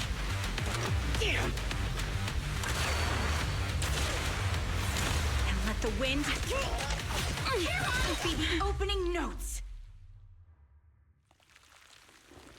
She got hit. Is she okay? Karen? No. Wake up. Karen! Oh, snap. What's this? Oh. Oh my word. What is that? After the gunshot, the hollow falls silent once more, leaving only the countless biting raindrops, attempting over and over to wash away the scent of blood that oozed from the wounds of the defeated, only to fail time and time again. The loser pays no attention to her mortal wound, only staring at the distant horizon, as though salvation might be waiting there. Sometime later, the victor has climbed the steel and stands in front of her. They share their last words while the defeated still has the energy to converse. Just you? Where's your friend, the proxy? The proxy went to rescue the hostages. I want to speak with you alone. A sniper should always monitor the changes to their surroundings, factoring the environment into their tactics. Being blinded by the intent to kill and failing to take this into account was your downfall. Didn't expect to be lectured by a youngster. What a disgrace. When my view was blocked, I realized you'd used the visual blind spot to reposition. So I adjusted my aim accordingly. But I still couldn't hit you. Oh, you hit her. Your prediction and accuracy were spot on. I was just saved once again by this. By both this harmonica and by my former comrades. Oh, it was her harmonica. Okay. Are you trying to say that this is destiny? That it's the will of my companions guarding me? I lost to the wave of ethereals, to the military's betrayal. And now I lose to your reckless actions, driven by some ridiculous fantasy. Your fantasy, your attitude, your very existence, and the outcome of this battle, they are the greatest denial and insult to my revenge. Yet you're emitting a much calmer ether energy now. Almost as if you found relief. My vision is fading. I can't see my comrades on the brink of death anymore. My wounds are fatal, but I don't feel any pain. Relief. It's not such a bad thing. Did you intend for me to kill you from the start?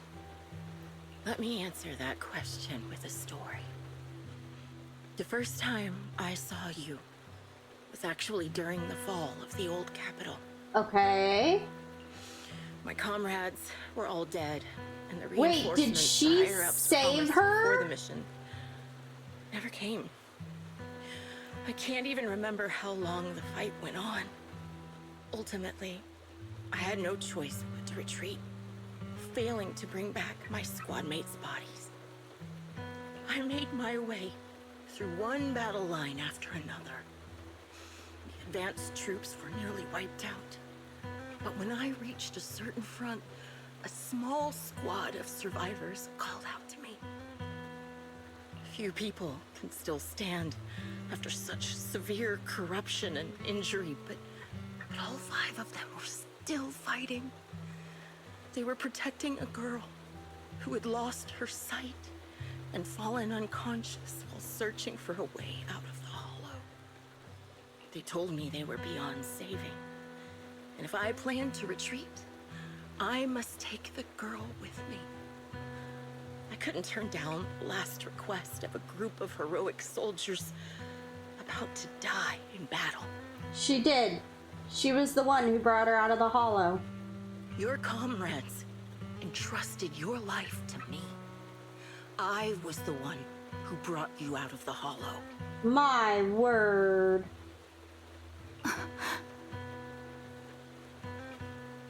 You already know what happened afterward. It didn't take long for you to leave the defense force after you came to. Just like me. I developed PTSD so intense that sometimes I couldn't even hold a normal conversation. But for me, the hardest blow was the death of my squad.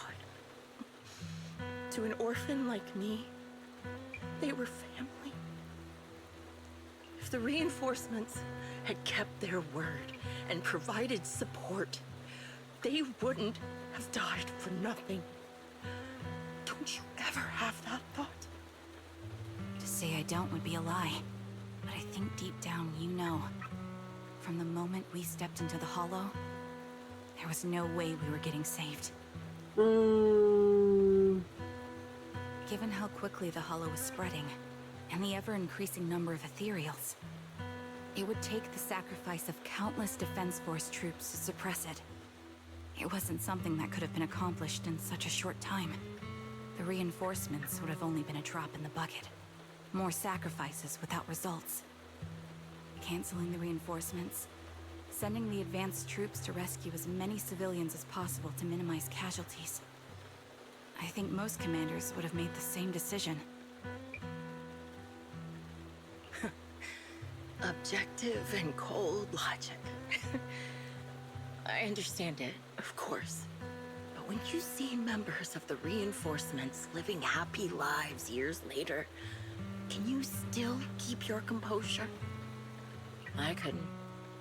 Even if the chance was minuscule, I wanted my squad mates to survive. But they turned that chance to zero, and still have the nerve to embrace a peaceful future. I can't help but resent them. By the time I realized what I'd done, I had already taken several lives. Nathan. When I tied him up and was about to kill him, he begged me to spare him, saying he had something to give you, no matter what. That was when you re-entered my line of sight. I think I've said this before. We're very similar. Yet we have completely opposite beliefs. After meeting you, I became even more certain. In the face of suffering, I chose destruction, while you were destined to choose to protect. But you're still entangled in your obsession with your squad mates. If this continues, you'll eventually sink into a void of despair. Your hope is like a bubble, ready to burst at any moment. The version of you I want to kill is the complete one, who can firmly reject my answer. If you haven't found your answer yet, then I'll be the one to push you forward. I kill you, or you end me. Either way works. But after seeing your growth, maybe I'd prefer you to step over my body. That's the final answer. Why? Emptiness and doubt. No matter how many targets of my revenge I took down, nothing changed. Aiming my gun at former comrades, drowning in hate and rage, all it left was a hollow emptiness. But you're different. You've gained unconditional trust from the proxy. You have the courage to fight through my trap. And eventually, you'll have a melody that's uniquely yours. My belief has faltered. I finally remember. My squad mates were fools, just like you. You're right. They would never want me to become this way. And talk about carrying their cross. But in truth, I never carried their will. So be it. Take the hostage and go. A villain stained with the blood of others deserves nothing but a miserable end. I'm looking forward to how long you'll be able to protect those in front of your eyes. Heron doesn't leave. Instead, she kneels beside Grim Vulture, picks up the bullet-marked harmonica, and begins playing a melody titled Homecoming. The melody briefly takes over the roaring downpour, reaching the ears of Grim Vulture as she lies bleeding out, barely clinging to life. A faint glimmer appears in her empty eyes in her final moment. It can still be played after taking a bullet. Impressive. This is my final melody to you. No matter how miserable you've become, I'll still remember you. Remember we once shared the same path in life, but in the end, our paths diverged. Your hatred has long twisted into sin, but if not for you, wouldn't have learned how to hate, or found the true targets of my hatred. I used to know nothing. My teammates served as my teachers and taught me so much. And I think you must be my final teacher. You taught me, in the most intense way, what hatred truly means. Really? So you found someone you want revenge against, too. That's good. The melody of homecoming plays on as the girl endures the agony of her ocular rejection, struggling to make the harmonica's notes rise above the sound of the rain. As the last note fades amidst the relentless downpour, the defeated one takes her final breath.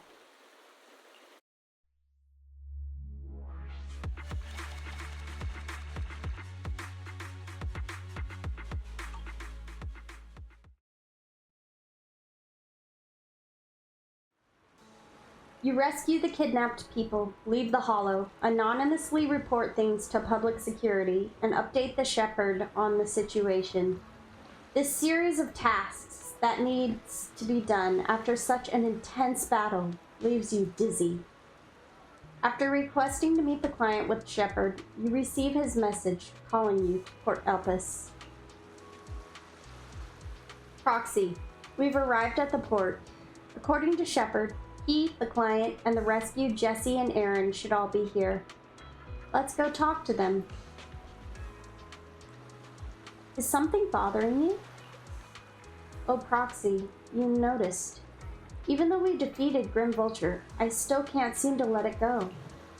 Just as I thought, when the wind changed and the falling banner blocked her vision, she could have retreated, waiting for her sight to clear, and then resume sniping. If she had done that, I would have had no chance of winning.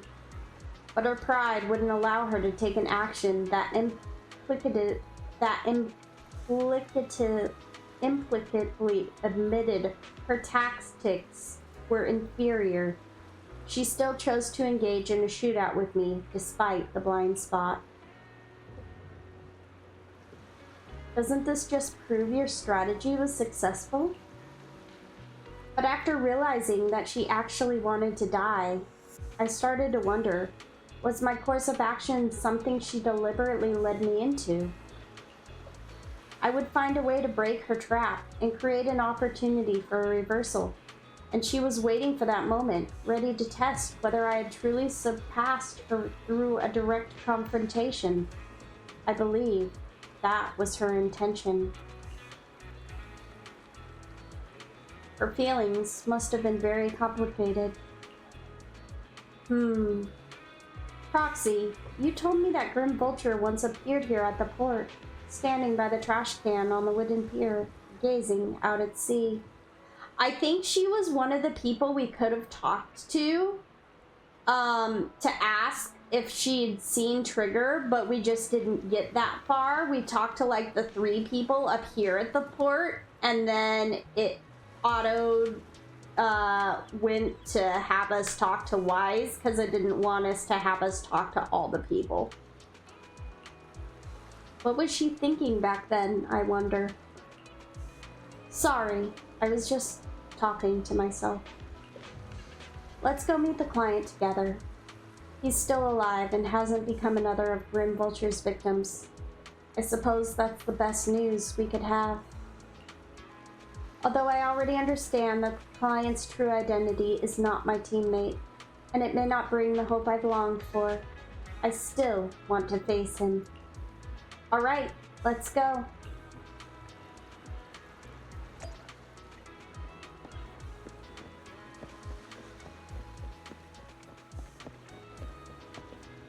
Aww.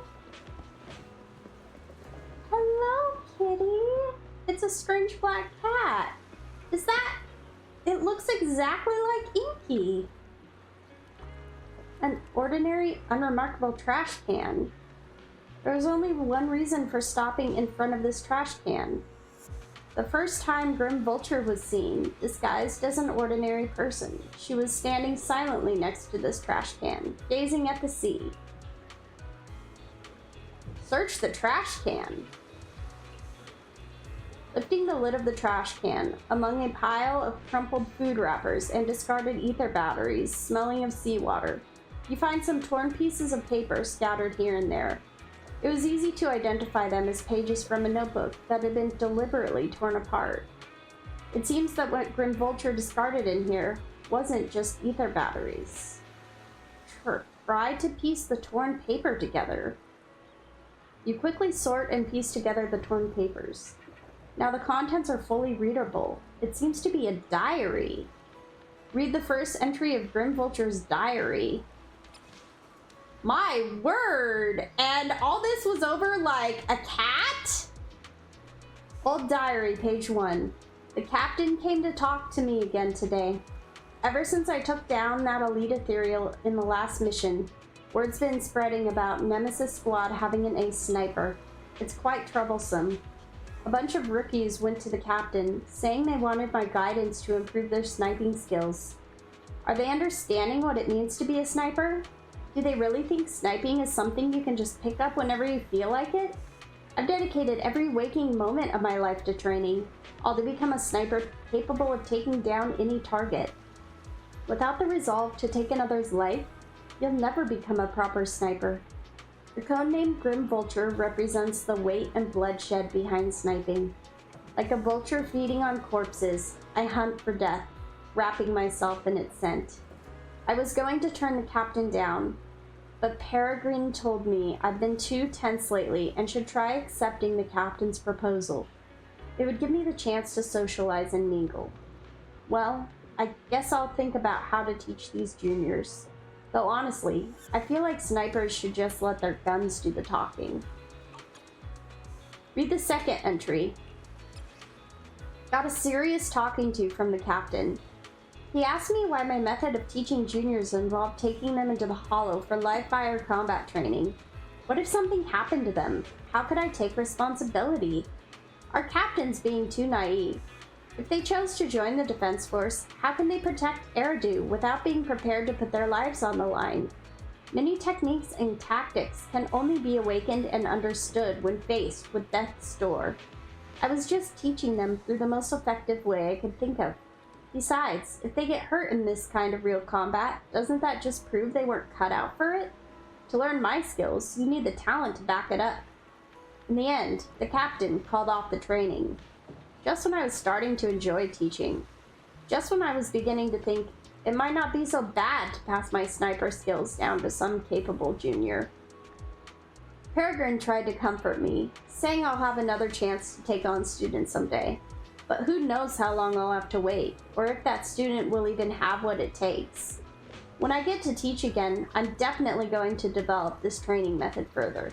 I'll throw them into the hollow, make them survive my sniper fire, force them to use the environment and the psychological warfare to counter me. As long as they're not too unlucky and manage to survive, they'll definitely learn everything I've got. When that time comes, Eridu will have another guardian. I'm actually looking forward to it. Come to think of it, Peregrine's been acting pretty suspiciously lately. What's that guy plotting? Read the third entry. After our mission, our captain and the squad called me to the dorm. When I opened the door, I saw balloons everywhere and a huge birthday cake. Turns out it was my birthday. They'd been secretly preparing this celebration for a while. Our captain apologized about the new recruit training incident from before and gave me a stunningly beautiful outfit. Everyone was chattering excitedly while sharing cake and stuffing gift boxes of all sizes into my hands. And then, Peregrine got down on one knee and proposed to me with a ring. Though I'd agreed to date him before, I'd never really understood all this romance stuff and stayed pretty distant with him. But he said that's exactly what he loves about me. How I'm all about sniping and a bit clumsy in everyday life. He even thinks my codename, Grim Vulture, which sounds scary to most, is cute. That idiot. He really didn't need to add that last part. Though I didn't show it then. I was actually overjoyed. With him there, with everyone from the squad, this must be the happiest moment of my life so far. Ugh. Why did I have to be so shy then, to the point where I couldn't even give it an answer? Saying something like, let me think about it. I should find the right moment to say yes. Yeah, that's what I'll do. After we return from our next mission, I definitely want to wear that beautiful outfit and tell everyone. She probably never got the chance to tell him, did she? That's probably the next mission where they all died. The old diary, filled with memories of the past, comes to an abrupt end here. My word.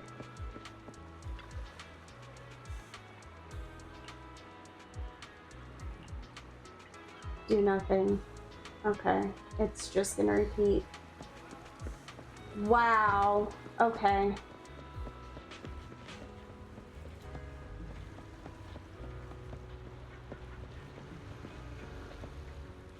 Okay, so here's Aaron. Ah, it's you. Thank you for saving me. Thank you for finding a soldier who could take down Zoe. Are you okay? My ribs are fractured. I'm here today, barely holding on, just to thank you in person. I was too foolish. I never considered the possibility that Zoe was the perpetrator. On the way home from the ballet twins, we walked together. She easily knocked me unconscious from behind and brought me to the hollow again. If I had known earlier that she was the perpetrator, I would have killed her right then and there. That friend of yours. Zoe tied me up in a room in the Port Alps's hollow, told me her reasons for killing, and was about to shoot me. But all I could think about was that she had kidnapped my friend. I kept questioning her. Back then, outside the hollow, my friend and I were both part of the reinforcement troops. I indeed felt the situation was dire and voted to retreat. But my friend, she voted to go in. Why did you go after her? If you want revenge, you should have just killed me. Where is she now? I didn't even care about the gun pointed at my throat. Just repeating these few sentences over and over. Until she admitted that she had killed my friend. I will never forgive her. Even if choosing to retreat was my mistake. Even if she carried the pain of losing her companions. I had only one thought. To take her down with me.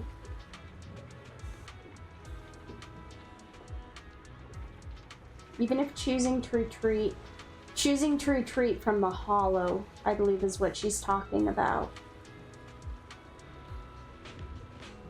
Even if she carried the pain of losing her companions, I had only one thought, to take her down with me. But you survived. Yes. I couldn't break free from the ropes, couldn't threaten her. All I could do was insult her over and over, begging her to kill me. But she didn't. She pinned me to the ground and beat me half to death, but stopped just before pulling the trigger. I glared at her with hatred, only to find her returning the gaze with even greater hatred, her face streaked with tears. Why would scum like you even care about their companions? She kicked me twice with all her strength, and then left with those words. Huh.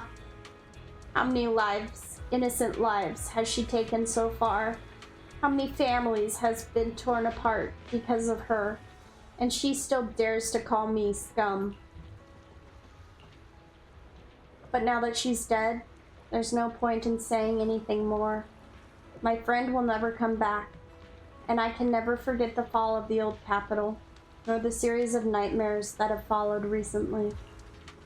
If I can meet her again in hell after I die, then I'll settle the score with her. Until that time comes, I'll make sure to survive. Anyway, thank you.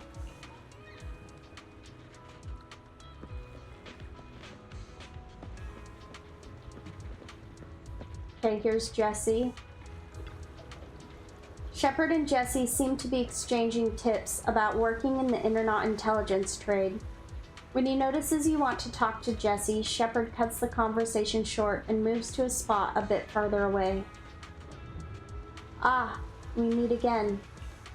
How should I put it? You saved my life again. I really don't know how to thank you enough. Are you okay?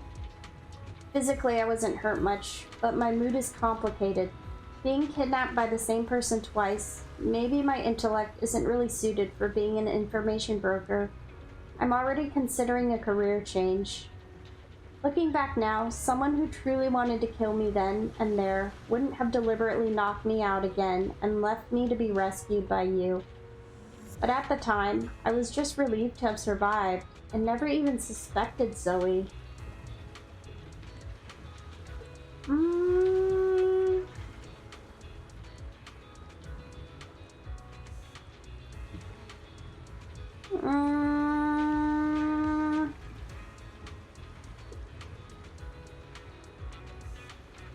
I don't fully understand what so he's saying that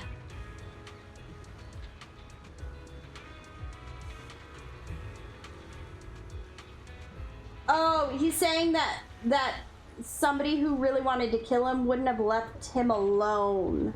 Okay. When she suddenly showed up at my door, claiming to have important information, I was completely unprepared. That's how I ended up being tied up in the hollow for the second time. What happened next? She no longer hid and played the hunting game with me, but instead stood directly in front of me, pointing her gun at me, and revealed the true reason why she wanted to kill me. The events of the fall of the old capital are something I really don't want to remember. I know I'm a coward.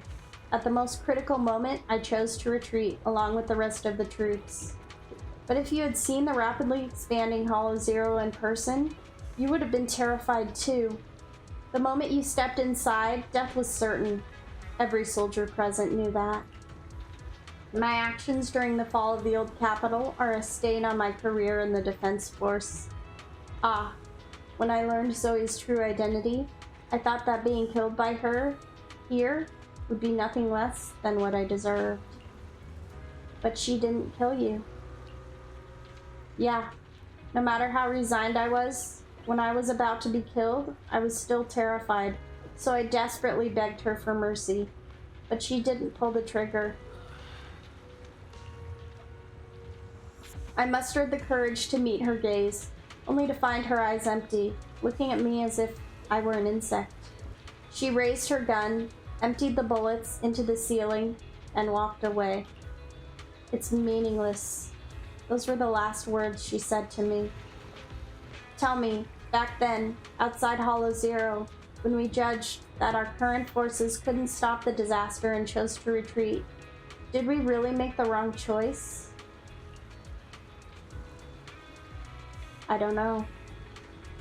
What's the point of asking you anyway? What answer was I hoping to hear from you? Anyway, thank you.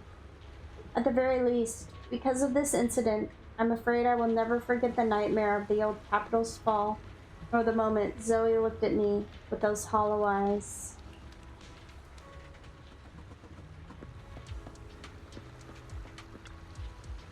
Phaethon. I'll remember the two of you. Are you angry? How can I not be angry? I clearly told you that if someone dies, you must inform me immediately, and I would bring in experienced Hollow Raiders to handle the situation. Yet you hid it from me and went on with the adventure. 2 inexperienced proxies with only 1 combatant to help, and you still challenged a bloodthirsty former soldier who's killed so many? If I had known what you were planning to do, I would never have shared those location details with you. I came here seeking a win-win, not to see rookies charge off into danger and get themselves killed. I guess we can't work together anymore. Can't work together? What do you mean we can't work together? Being able to defeat such a cunning killer and possessing that unique technique of controlling Bangbu? You've shown me incredible strength and exclusive tech like this, Phaethon. How can I ever regard other proxies the same way after witnessing what you can do? From now on, I, Shepard, will handle your commissions. I'm betting on you, and I can already foresee the day you'll reign supreme on Internaut. Wow, thanks so much! It's me who should be thanking you. No matter how famous information brokers get, their influence is limited. But if one day Phaethon becomes a legendary proxy, Shepard will also become renowned on internet. But don't do anything so risky again. I don't want something to happen to the treasure I bet on.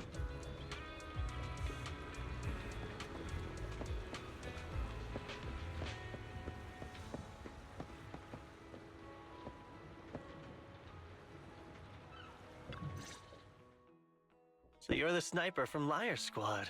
It's nice to finally meet you. All right, here we go. And you must be the one who's been searching for me. Nathan, the younger brother of Lethe. It's good to see you safe and sound.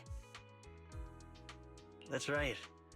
I'm sorry for causing all this trouble. I nearly cost you your life, becoming a target of a victim from the fall of the old capital. Maybe that's what I get not helping my brother and the rest of the defense force back then. When the reinforcements decided to retreat, I spoke out against it. I had family among the soldiers already in the Hollow, but I didn't have the courage to take that step. The one that might have cost me my life. I'm sorry. You don't need to feel regret or apologize. The outcome wasn't something you could have controlled. You cared deeply for Lethe, and even today you still think of him. To someone like him, who always cherished family, that's more than enough. Thank you. I heard you've been searching for the members of Liar Squad all these years. I'm nothing compared to your determination. Thank you for everything you've done, but please stop the search. It's time for you to start living a life that's truly your own. I hate to say this as a family member, but back then, they were already... I know. You don't need to say it. I've been drowning in a fantasy of my own making for years, but it's a fantasy that kept me from falling into the abyss. Nathan, Grim Vulture told me you have something you want to give me. Is that why you commissioned someone to find me? Yes. After learning about the bond between you and your squad, I knew I couldn't live with myself if I didn't get this to you. So I got on my knees and begged Grim Vulture, even playing this recording for her, hoping it would move her. Regardless of how things unfolded, what matters is that it wasn't destroyed, and I'm here, alive, to hand it to you. A recording? Nathan rummages through his jacket pocket and takes out a slightly worn tape. Liar Squad's tape.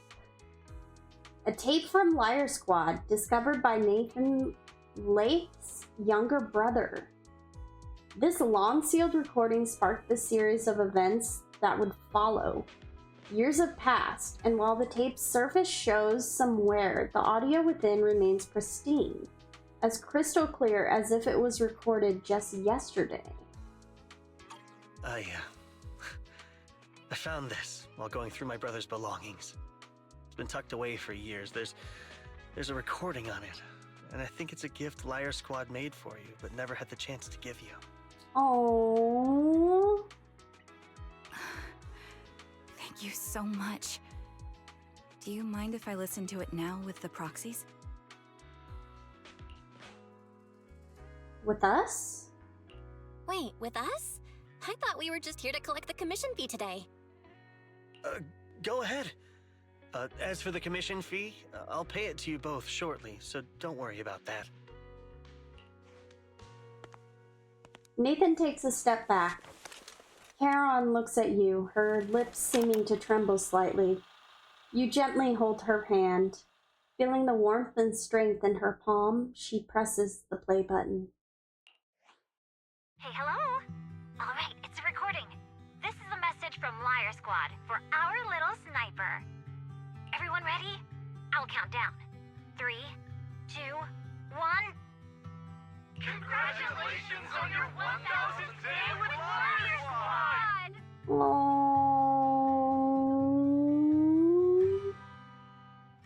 Hey, you guys are totally out of sync.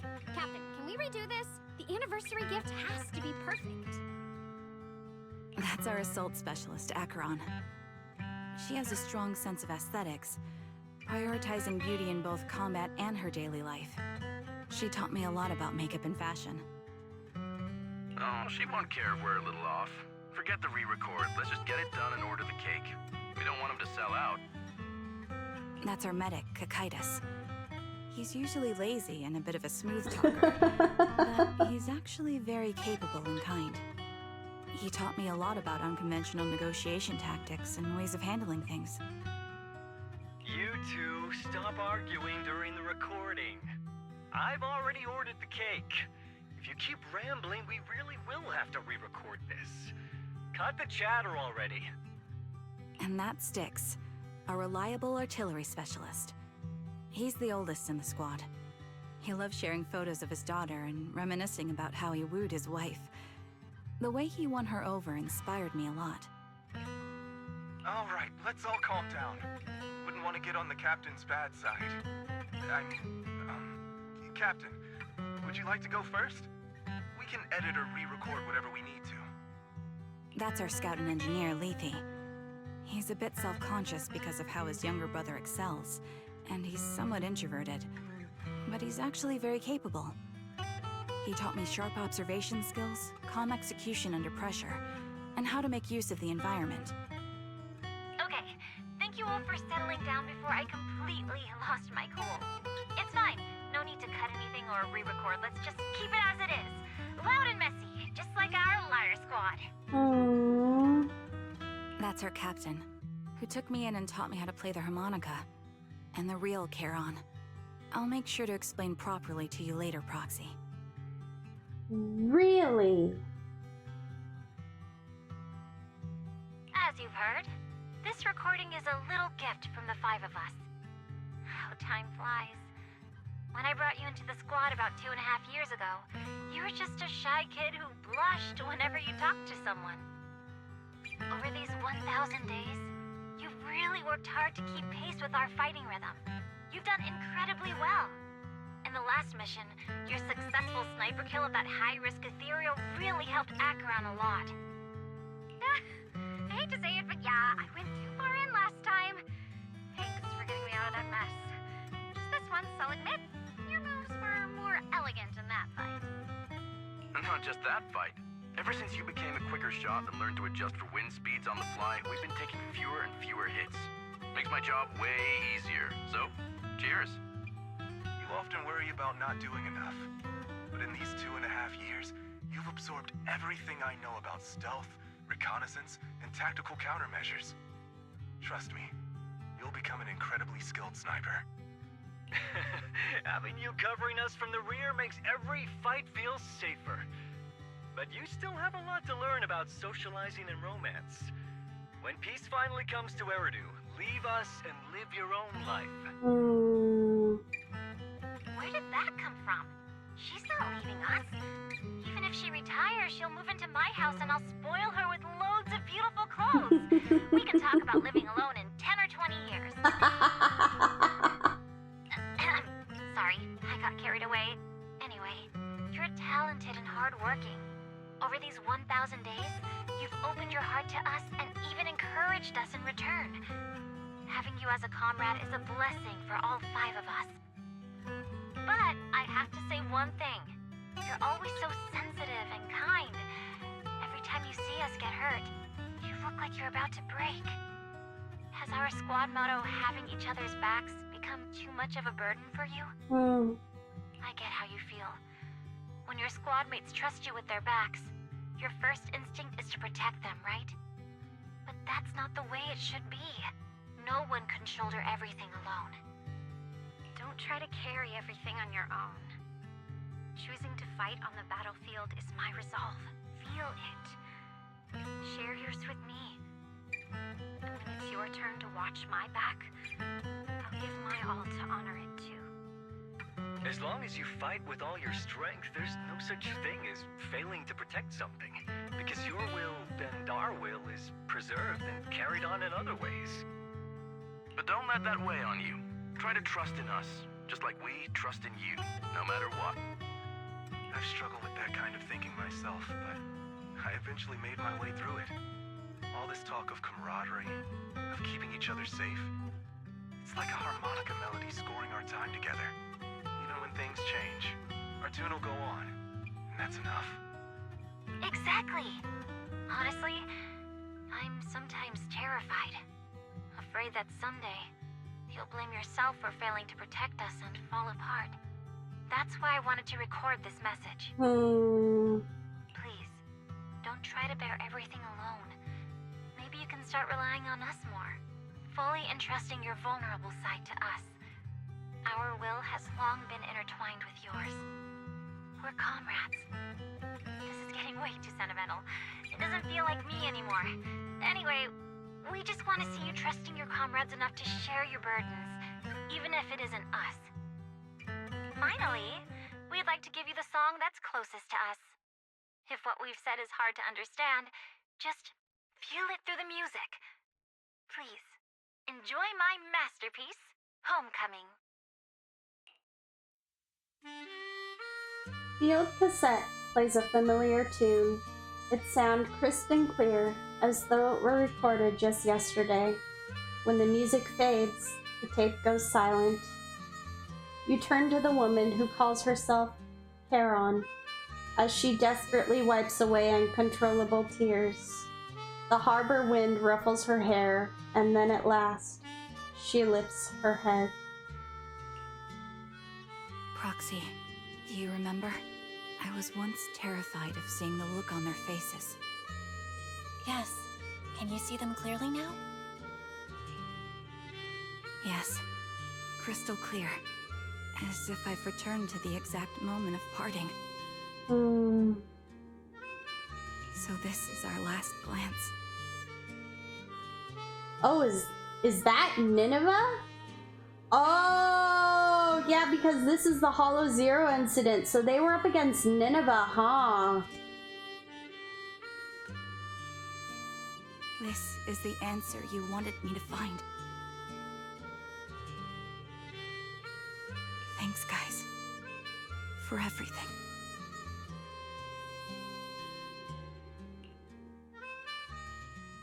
After meeting with Nathan, you spend a long time with Charon at Port Elpis, letting the sea breeze wash over you.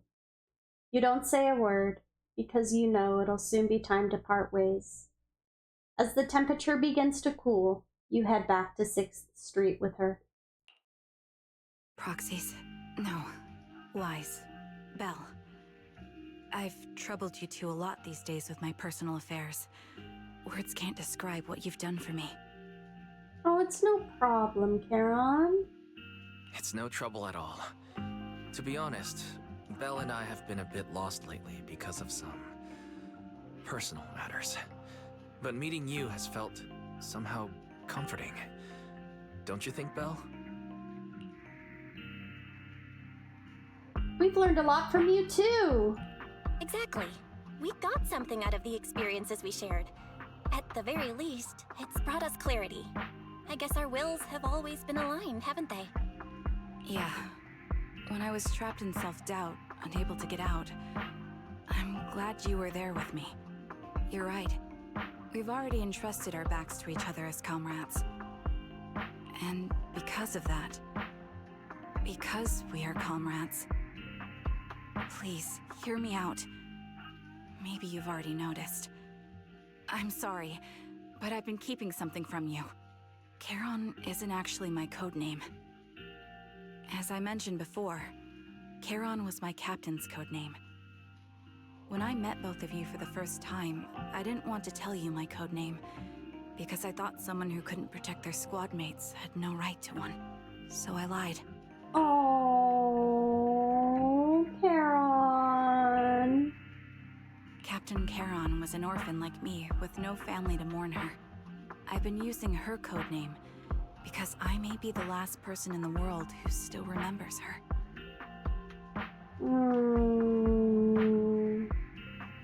But I understand now. If I want to keep moving forward, I can't keep hiding behind a lie. My true code name is... Stop her from continuing. You don't have to tell me right now. At the harbor, Nathan spoke to you privately. Was he offering you a chance to return to the Defense Force? Yes. He said he still has a friend in the Defense Force who's currently forming a new squad. And if my goals align with theirs, I could consider joining them. So, what's your decision? Where will you go next? After everything that's happened, I think I do share the same goal as that friend of his and the new squad they're building. So I'll head back to the new Eridu Defense Force and keep chasing my new goal with a new team. And what's your new goal? And your new goal is? Your new goal? Are you going to look further into the fall of the old capital? Yes. My encounter with Grim Vulture has made me realize this should be the true form of my vengeance. I'll uncover the real culprits behind the old capital's fall and make them pay for their crimes. If the ferryman who leads me to the truth demands a price, I'm willing to wager my life. I have a gut feeling the masterminds will reveal themselves again soon. To protect the city my comrades cherished and sacrificed their lives for, I won't allow such a tragedy to happen again. By letting the will to protect guide my hatred, I now have a clear aim toward the truth. That's exactly why we can't be completely honest with each other right now. That's what I thought. If that's the case, then for now, we probably shouldn't learn your true codename, or lean on each other too much. Are you saying we're on opposite sides? No, we might walk different paths. Those paths will lead us to the same destination. It's just that, for now, we can't say any more than that. And right now, we're still very powerless. To be honest, after facing an enemy as ruthless as Grim Vulture, we're reminded of our own powerlessness. Watching you fight back, almost losing your life to a bullet, that feeling. We're nowhere near strong enough to protect you, and we're not strong enough to open up about our pasts either. Sorry. Without a second thought or hesitation, Charon takes a hold of each of your hands and brings them together at her chest. If this is your slightly selfish principle, I'll respect it. You were once my proxies, and I'll keep this memory locked away as something I cherish. Oh. If, as you say, our destination is the same, then we should continue on our separate paths, striving to grow stronger. The next time we meet, I'll reveal my true codename. Oh. I hope we can become true comrades. I want your presence to forever remain in the melody of my life.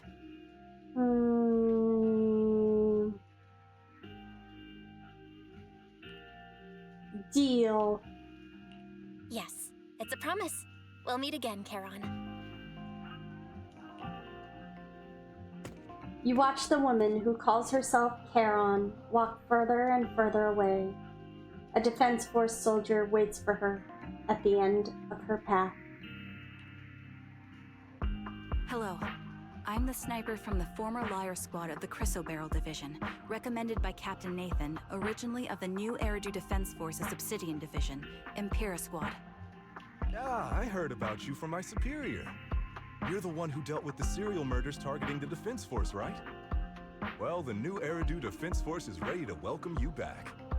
Let me confirm a few details before taking you to base. Which squad are you applying to join? And did you have a codename during your previous service? I'm applying to join the Obsidian Division's Oval Squad. As for my codename, Trigger. I was Trigger of Liar Squad.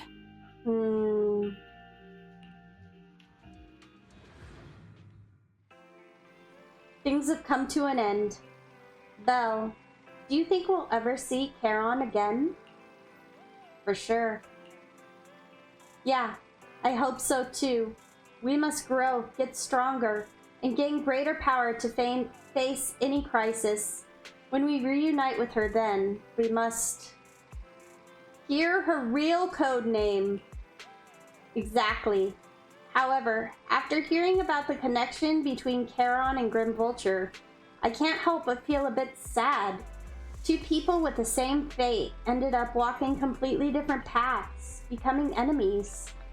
Belle, If we also encounter enemies who once experienced the same fate, but now walk completely different paths with opposite goals, forced to be enemies, what would you choose to do? I would seek mutual understanding with them. That really sounds like something you'd say, Belle. If that time ever comes, let's seek mutual understanding with the other party together. Faithin should face everything together, right? After everything that's happened, I'm feeling a bit tired. You must feel the same, right, Belle? We'll get more and more commissions from Shepard from now on. How about we take a short break while we can? Take a break. Leave the story.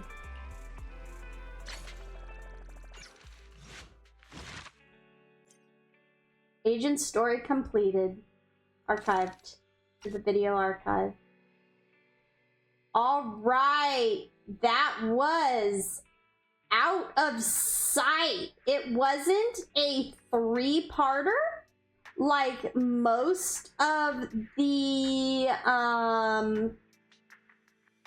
agent stories are. It was a 1-parter, and it was broken up into a lot of these little tiny chapters. But yeah, just a 1-parter. But wow, guys, what a story, and a story about the beginning of Faithin's career, a story about Charon/Trigger's past, a story involving the fall of Hollow Zero. There was a lot in there. It was a lot. There was a lot of info. It kept me guessing.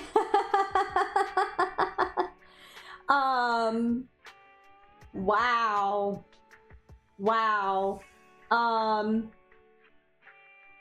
Yeah. What a story, guys. That was Out of Sight, Trigger's agent story. We are going to call it there for the night after that amazing story. So thank you so much for coming out and playing some Zenless Zone Zero with me, guys. I hope you are having a great night/morning wherever you are at. And I hope you have a great rest of your night/morning wherever you may be. I hope you enjoyed this story. It was